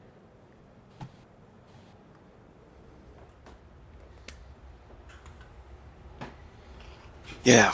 So that night, the wind is kind of steady. The moon, the shattered moon, if nobody knows, the moon looks like it's been cracked and lacerated, and it's been like this for, ever since you were born. Like 4 big chunks of it are kind of floating off to the side of it, following it. And it's kind of a half moon right now. So you see like the crescent of that moon, and you see the shattered isles. That's what they call them, the broken pieces. So that's over the water. You can see the reflection there. It seems pretty calm, actually. The weather has been phenomenal. And she is at the edge of the deck, with you. Alone, right? I even put you guys over here. Bloop. At the front, right? Yeah. And I'm gonna turn the lights down because it's nighttime. You guys do have lanterns on board the ship, though. Gunra would probably be drinking out of his silver jeweled cup that he didn't sell to the trader. Cat, I need you to be honest with me. That course correction. Any seafaring, not even captain, anybody knows that was an unneeded correction. And I certainly know that the first mate and captain were very interested in a cove with a cave. Aye. The captain has his secrets. And is that a cave you guys have ever stopped at? We have. We throw anchor close to it, and he only lets a few in particular go on his away missions with him. Let me guess. The 4 that happened to seem to be on his good side. She nods. She says, "This is true." Well, you seem very confident. Why have you not been hand-chosen by this esteemed captain? I'm sure it's because I'm a woman. That should have nothing to do with your ability and skills. I've seen how you handle that knife that I gave you. She smiles and says, "Are you flirting with me?" Perhaps. But before we get to the pleasantries, do you think this captain of yours could be setting up my crew? She kind of takes a deep breath and stands up, puts her hands on her waist, and she says, "I don't believe that is what's going on here, Gunra." Well, if you say that, of course I believe you. But Gunra is definitely going to see if he actually believes her. Yeah. Oh yeah, he definitely believes her. she let me roll her charisma. She says, "You're the leader of your expedition, Marcos. He paid him very well." Oh. If she was lying, you think you would have been able to read it.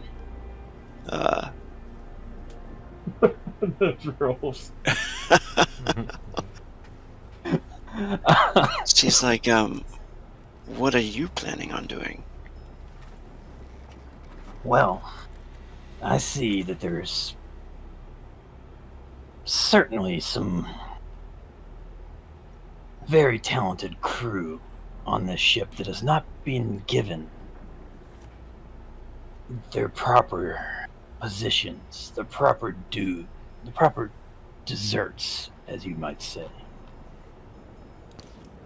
And as I told you, the witch went down. She's like listening to you intently, and then she starts to like her face kind of forms a question on her face, and she like looks past you over your shoulder, like she's looking out into the water at something. And she's like, "What is that?" And then you hear from the crow's nest, Chow Lan shouts out, "We've got something off the starboard bow." Gunra will go and right away pull out that spyglass and try to peer what they see. You notice this weird... You've never seen any kind of vessel like this before, but you see the rows that are sticking out, and that's the only thing that gives it away that it's like a vessel. There's several like rows, oars sticking out the side of this shell. It looks like a large shell kind of floating in the water, and the rows are like, moving it quickly through the water towards your ship. From what you just described, would I recognize it as what Hum Nahar would have told us a Kuthalan ship looks like? Because if you remember, in the harbor, he was talking about Kuthalan pirates and how their ships look. That is exactly what you think it looks like. All right. Gross. At that time, Gunrot just yells out in his loudest and most commanding voice, "Man stations," and he calls out Hum Nahar's name to come to the bow as fast as he can.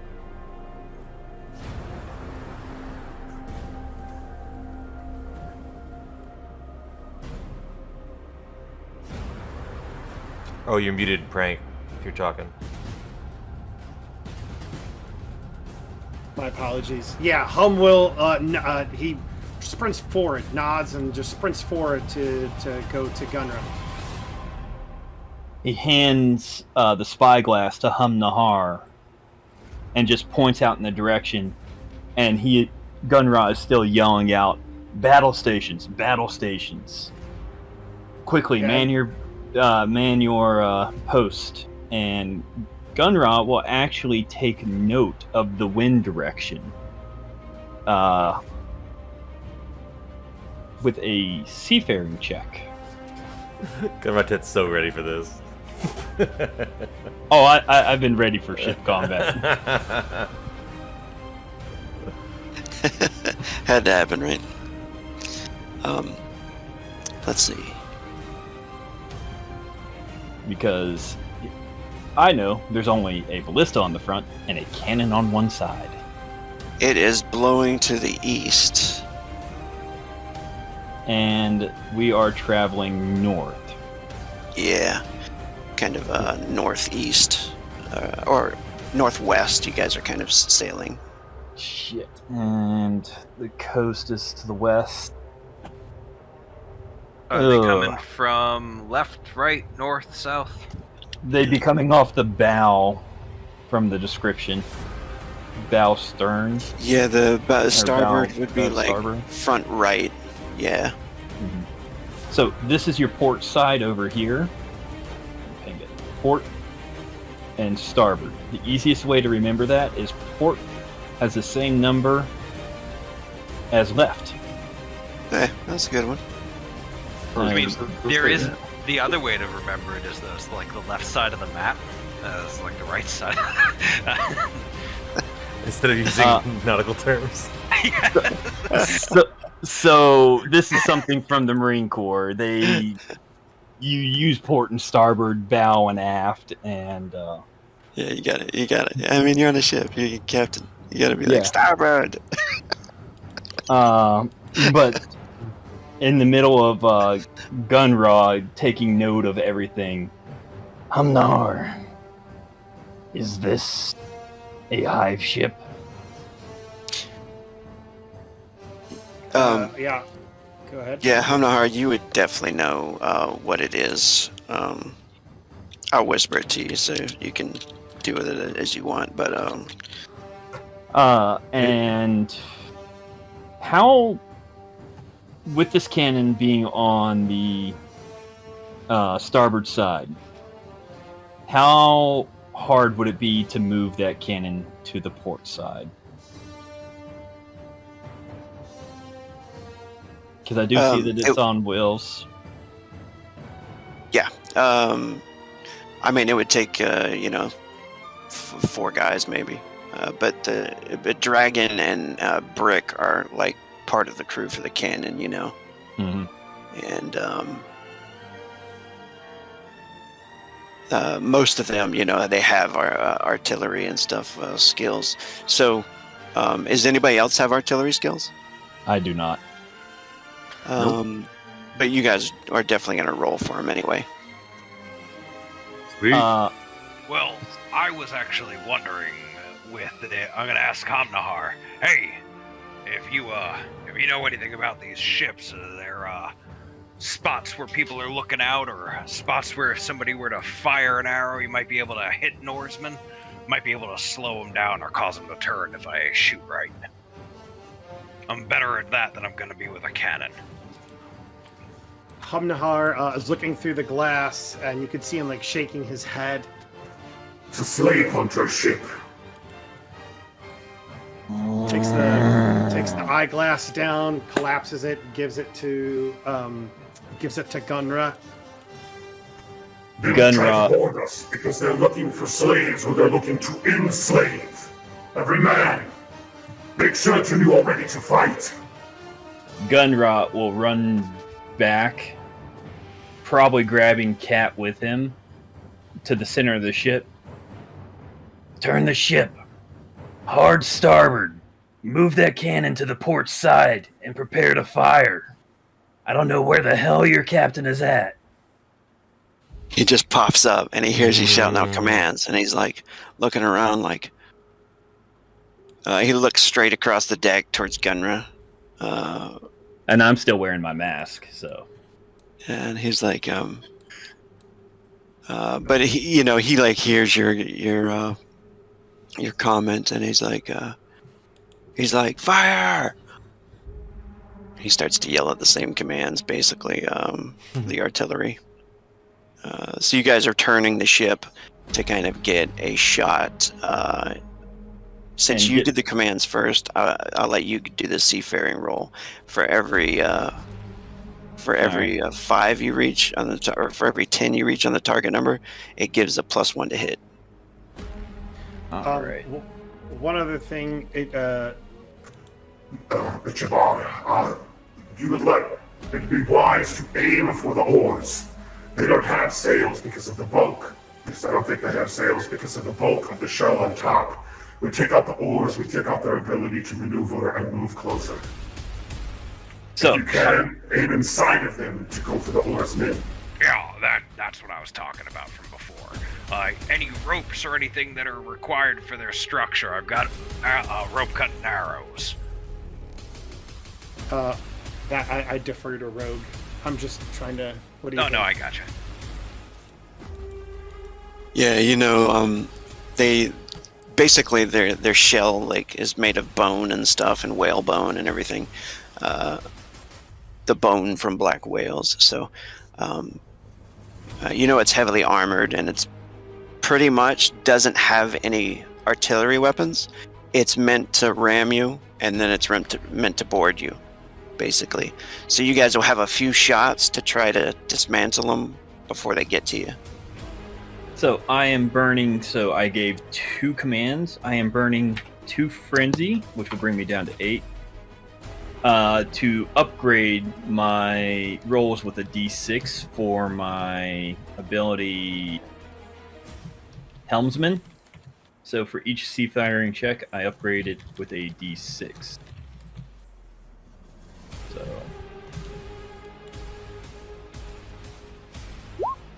And add a D6.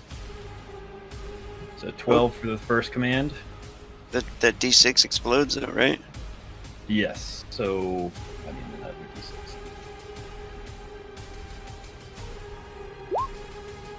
Nice. 18. 17. No, 17. 18. All right. And for moving the cannon,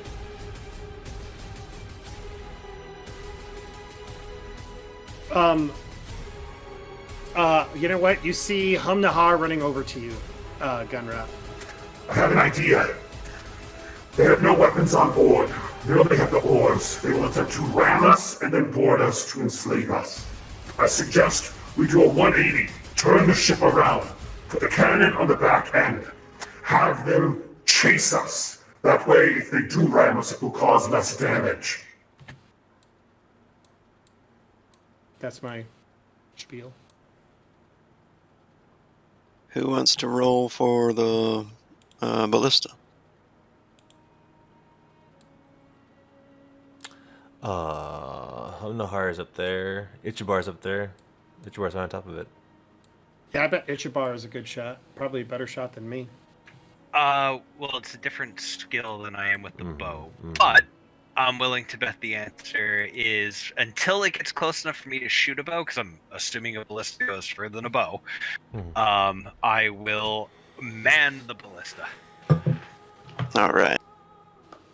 So while I do take Hum-Nahar's advice, I know the direction of the wind is actually going to the starboard, and the way to increase our speed the most would be to go with the wind. So they might not be able to row as fast as the wind can propel us. That's a good thought. Go ahead and roll Ichibar. Go ahead and do a D20. But we're going to use Herring's helping you as well, who has artillery. So I'm not going to take the negatives from you. You're actually going to gain a +2 because of the captain's roll. Hit bonus, I'm assuming? Yeah. So it'll be D20 +2.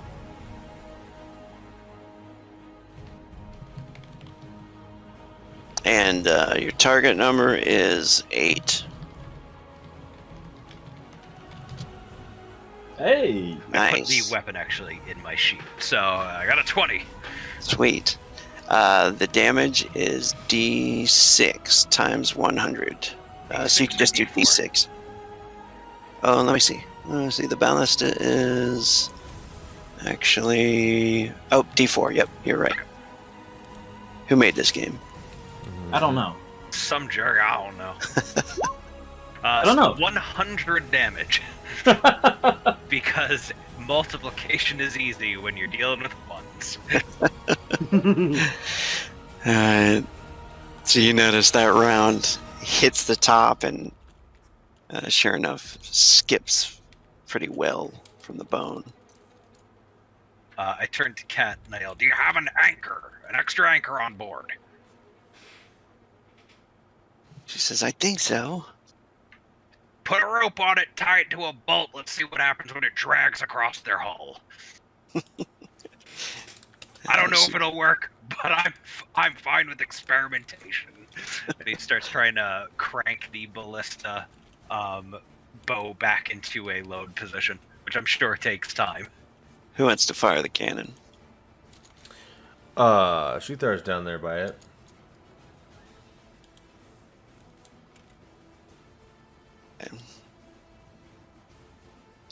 Go ahead and roll the same thing, D20 times +2. The cannon.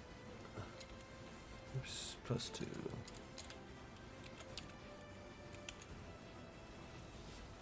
That's a hit. And for the cannon, we have... That's a 2d10 times 100. Times 100. 2d10. You can just do Exploding? 2d10.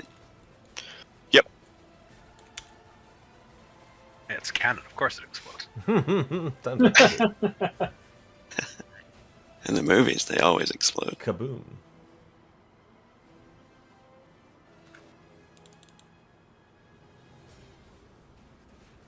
It's Much more 1,100. effective than mine.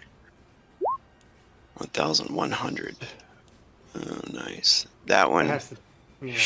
Yeah, that one definitely shakes the. You see it like a big plate, just a hole develop there, and Nice. cracks kind of run through it. As they started to like, that was also like gaining, the range and stuff as well. You'll have at least. Maybe one more shot. Right on. Gunraw actually runs back and hands Shuthar that potion that he just found, figuring that Hamnahar's people probably don't do well with the cold. He wants him to add the potion to the cannonball. So the ice breath potion. Just throw it in on top of a cannonball. Yeah, throw it on top of the cannonball, tie it to a cannonball, whatever it takes to launch it. On the cannonball, you want to put it in there? Yeah. Yeah, the Shuthar is very nervous to do this, but he will try. Has Cat tied an anchor to my ballista bolt? Because apparently we're all doing stupid crap. Cat is over here And grabbing the anchor. Gunra also runs up to the front and hands you 2 shock bombs to tie to it. I like the way you think, pal. And he begins strapping them to the ballista bolt. And he goes, if nothing else, we should kill a lot of fish. All right, so you're taking time to tie up the alchemy stuff to the ballista, the bolt. Yep. Or do you want to tie an anchor to it? Oh, well, can I have Herring tie something to the bolt while me and Cat tie the anchor to the bolt? We're going for broke. All in. Yeah. You guys could all man it and try this attempt. All right, let me see something. How much does an anchor weigh? Ooh, you do not want to look that up. 'Cause- What size ship is this? This is like a what was Frigate? it? Oh no, it is. Schooner? It's a very small. It's a cog. It's a very small one-mast ship.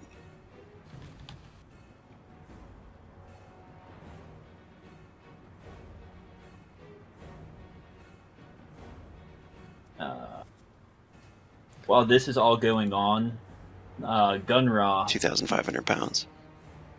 All right, Is so that- this is the plan. We're firing the bolt into the ship and then dropping the anchor. Gunra goes to the crow's nest with what's this guy's name? Chalan. To see if he can't get a better sight on what's going on. She's like trying to drag this over with old gravel, and he's like, "What are we doing?" She's like, "This thing's too damn heavy. The ballista won't fire with this attached to it."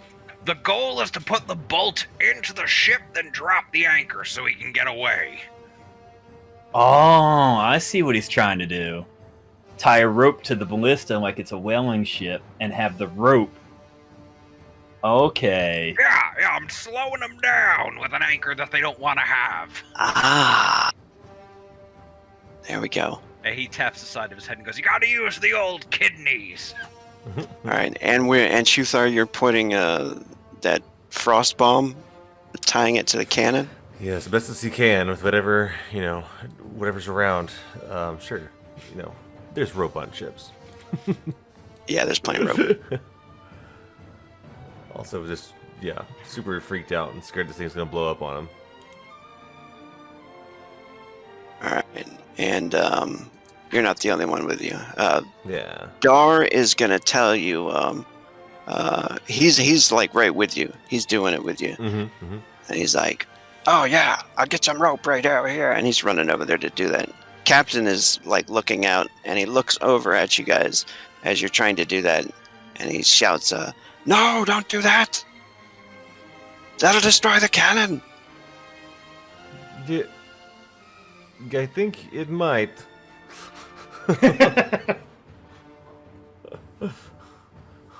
Save that potion! Shooter looks at Gunra. It looks at the other captain, back and forth a couple times, and then just. I'm the captain here. Yes. Yes, Captain. He'll undo whatever he's been doing. Gunra's up in the crow's nest, so he didn't hear the command. Go on. That's fair. Yeah, Shooter's undoing it because he didn't want to do it in the first place. All right. Gunra's got a spyglass, seeing what's going on. All right. This is a called shot on the ballista with the rope attached to it and the anchor. Okay. With the two bombs. Yeah. It's gonna be, no matter what happens, it's gonna be epic. All right. So this is -3 for called shot. So -3 and then the +2, so that gives me a total of -1. Can I take an aim action? You can. Yeah. Okay, so a total of +1. Burn a frenzy. Do I have to burn a frenzy to take an aim action? No, don't worry about If that. so, I'll do it. This is the time for it. Can I burn a frenzy to double aim? Yeah. You know what? Yeah. Burn a frenzy, and you get an extra a +2 to hit. All right. There we go. All right, total of +2 to hit. We got this. It can't possibly fail.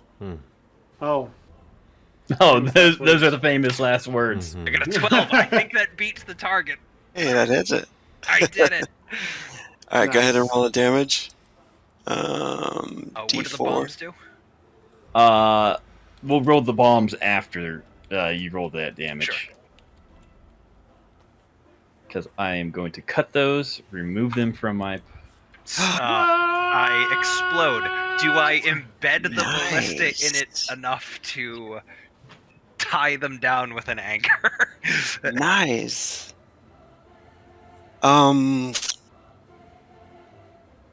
That. Go ahead and roll the electrical damage. Is that D8 times 5? D8 Yep. times 5, and it was 2 of them. Okay, so 2d8 times 5. These are explosive as well. 2d8. Okay, so that's 45. So 745 damage. I'm going to make a percentile roll. Low is going to be bad. For them? Got it. for you guys. It's bad Oh. for them if it's low. It's good for us if it's high. We got this, guys. Actually, you roll it. You roll it. I'll let Oh, you roll God. it. All right. Come on, let's get high, Kinder. Let's get high. This is going to be 45% chance that the rope is blown up. Oh, God damn it. 64, I did. Nice. All right. It looks like it is attached to the shell when it hits. Push the anchor overboard. That's awesome. That's a really good idea. I'm definitely helping push the anchor overboard as I'm standing here with my swords, looking at everyone with their ranged weapons, and stand to my full height, drop my sword, and go move to help old Gravel and Cat push the anchor. Right. You throw the anchor overboard, and it seems to like move the vessel. It like turns it for a moment. Cannon gets to fire as well. One more time.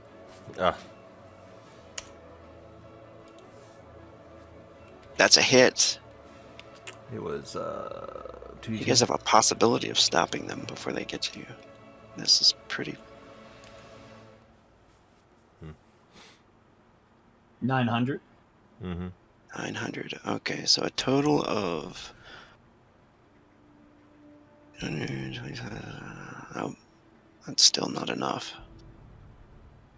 Upon seeing the impact of the cannonball and not seeing the frost go off,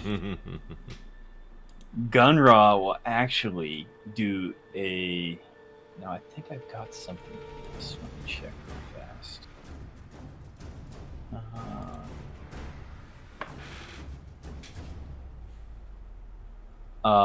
A leap right out of the crow's nest and using his giant leap movement, which really wouldn't help anything. This is just for flair, and if I fail, it's going to be horrible. He's going to jump down and acrobatics.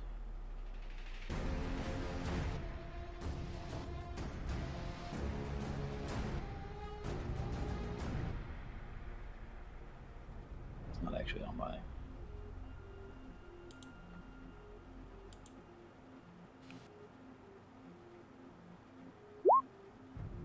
He's gonna jump down.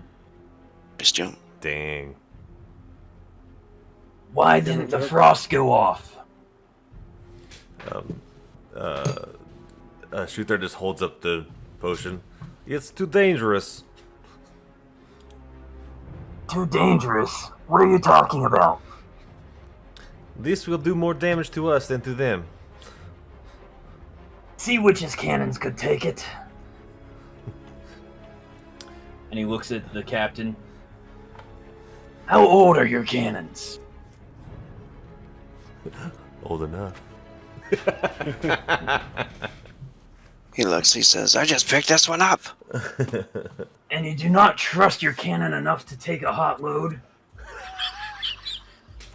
He's like, I'm not putting any alchemy in my cannon. You do notice that one of the Kuthalans has like crawled outside and like cutting the rope that's attached to the their ship. We are running out of time. Do you guys want to keep going, or do you want to call it here? I gotta take my dog out shortly. Can we try to like basically shoot some range stuff at him if we take him out? Call that there, or is there? If we miss, that becomes a longer fight. Yeah, there will be. We can do one more volley, and if before they reach you, because it's a much faster, vehicle. Okay. Designed for that. Gotcha. And you guys could try to outrun them. You guys could use this last aim to try to like take out their oars, if you can do that, like you were planning before. It's a higher negative because it's a higher negative called shot. So we'll say -6. on this. How far away from us are they at this point? Like, how far away is their ship? It's right now it's like too far for you guys to like fire arrows and stuff. Okay, I didn't know if they're like within 50 feet or they. Yeah. It's just that they're ramming speed kind of thing. Okay. So it's not like zip lining taut on that. Oh, never mind. That anchor is on the other end, not us. I think we should go for the called shot on the oars because here's the thing: is if it's successful, it possibly ends the encounter. Mm-hmm. If it's not, and even if a regular cannon shot was successful, it doesn't end the encounter. So that might be a one possible option to do it. That's my suggestion. As Hum runs up to the, he sees the Kuthalan climb out. He wants to try and shout out in Kuthalan at that person. Just something like, "What hive are you from?" or just something to try and just get him to stop for a moment to look at him. Okay. If we put those explosives on the, I believe you said if we put those explosives on the ballista, it has a less chance of exploding on us. Would we be able to perhaps tie those bombs to the ballista shot? Yeah. Alright, strap it on and I'm firing for the oars. Gunra snatches the potion out of Shuthar's hand and runs to the front and hands it off to Cat. Do I see him hand off the potion? Yeah, I would have done it right in front of you, basically. No, No ice breath. Kuthalan are resistant to cold. Use one of the vials of thunder I have. and he will toss it to Gunra. Alright, and then he hands it off to Cat to strap on with Ichibar and Herring and Old Gravel. Cat, quick, use the strap-on technique, and then I'm gonna fire this right at the oars. Delivering your hot load.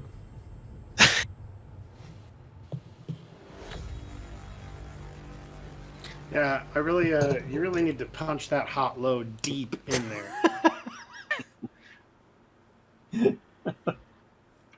So I'm assuming both I and the person managing the cannon were firing. I'll fire for one set of oars, they'll fire for the other set? Yeah. Okay. Alright, so I should still have my +2 bonus because we're not weighing it down with an anchor this time. Yeah. You said there's a penalty. You're doing for an aim aiming at the shot, oar, though? Yeah. Yeah, the aim shot will take a -6 instead of a -3. Okay. So it will. So total, I've got a -4. I will burn a fury to aim again, so it gets me only to a -2. Okay.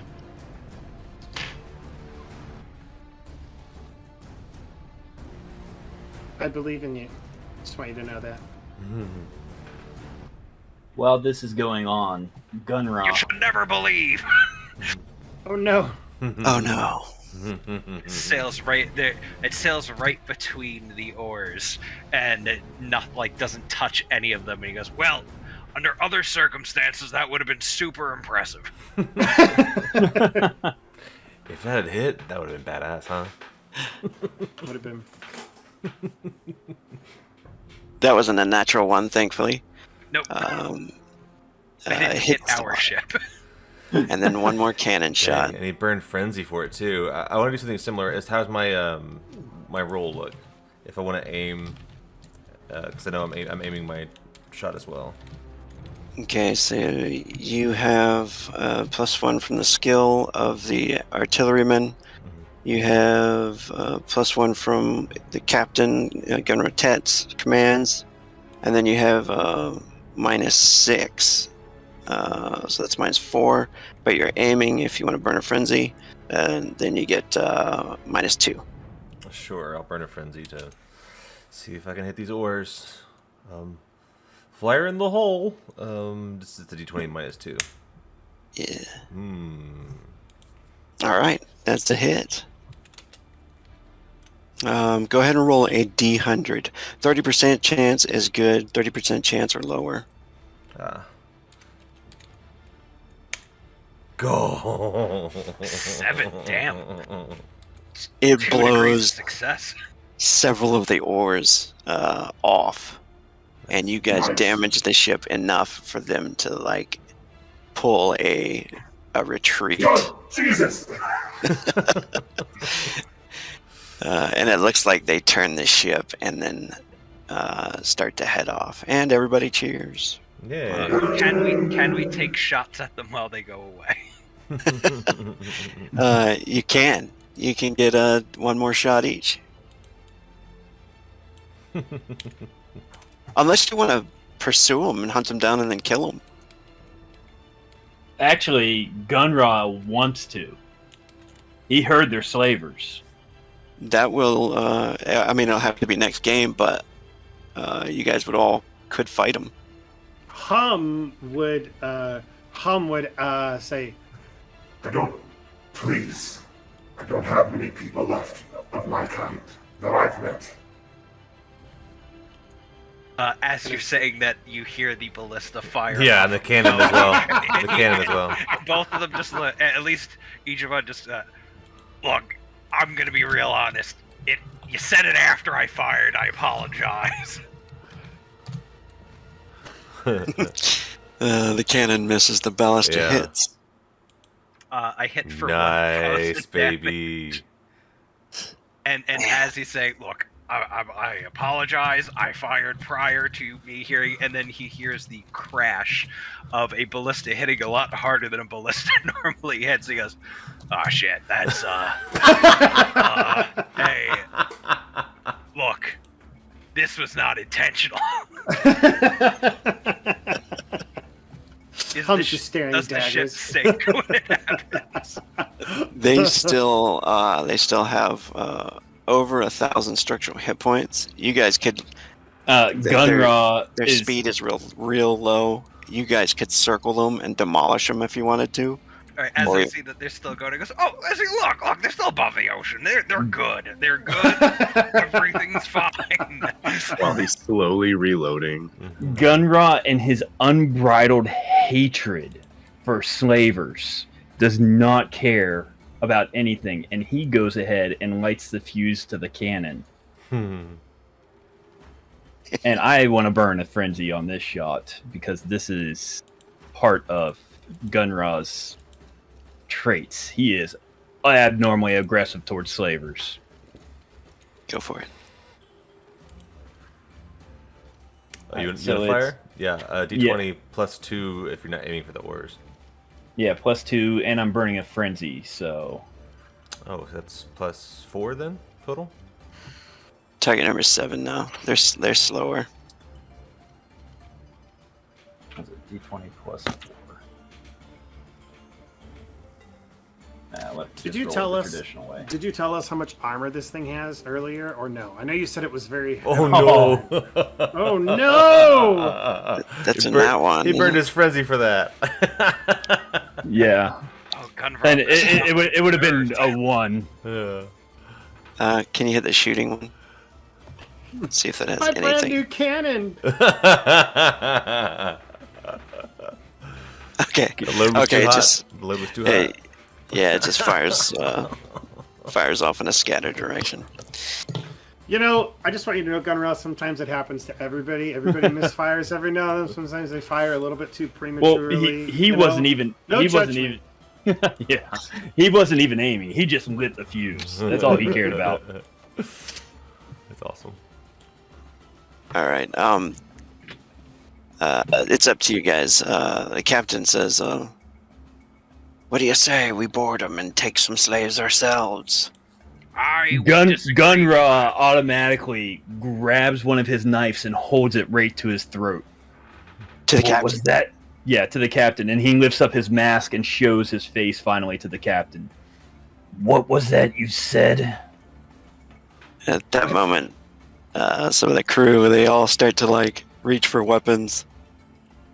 And at the same time, Gunra lifts up his blunderbuss. Whoa! Whoa, whoa, whoa. Everybody just take a breath, okay? We just survived a very tense situation. Some things were said, some things were done that people will regret later, but not until they've had some drink, okay? I know that we can retire and have a little drink, have a smoke, everybody relaxes. You know, the fight was over there, it's done. I think, Gunra, you might have just taken a little bit of a problem with the whole slaving people thing. And Captain, fuck you. I mean, just, yeah, no slaves, alright? Gunra looks at the captain. You now see my face, and I know you know my reputation. What was that you just said? And poison is actually dripping from his blade, just holding it just very close to him. He says, does he know your full name? Oh yeah, because Yeah. I explained in previous that I've had encounters with him Yeah. because he ran supplies for the slavers. He says, I knew I'd run into you again. One of these days. Now, what was that about you wanting to take slaves? Captain, if I may, I think what he said wasn't slaves, it was insalvo, a old Rama word. It means, you know, to scuttle. He says, what you planning on doing, Gunra? You're gonna cut my throat and then take my ship like the pirate ye are? You know the only ships that I have ever attacked. Assisted the Gold Fist.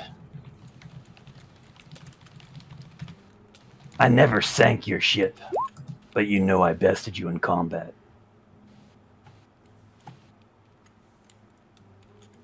What say you and I have a right and honorable duel right here now?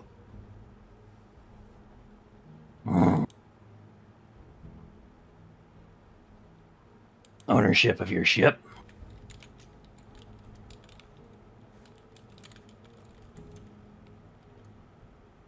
Is that what's on the line? Indeed it is. You notice Marcos like come out of below deck, you know, and he's like a worried look on his face.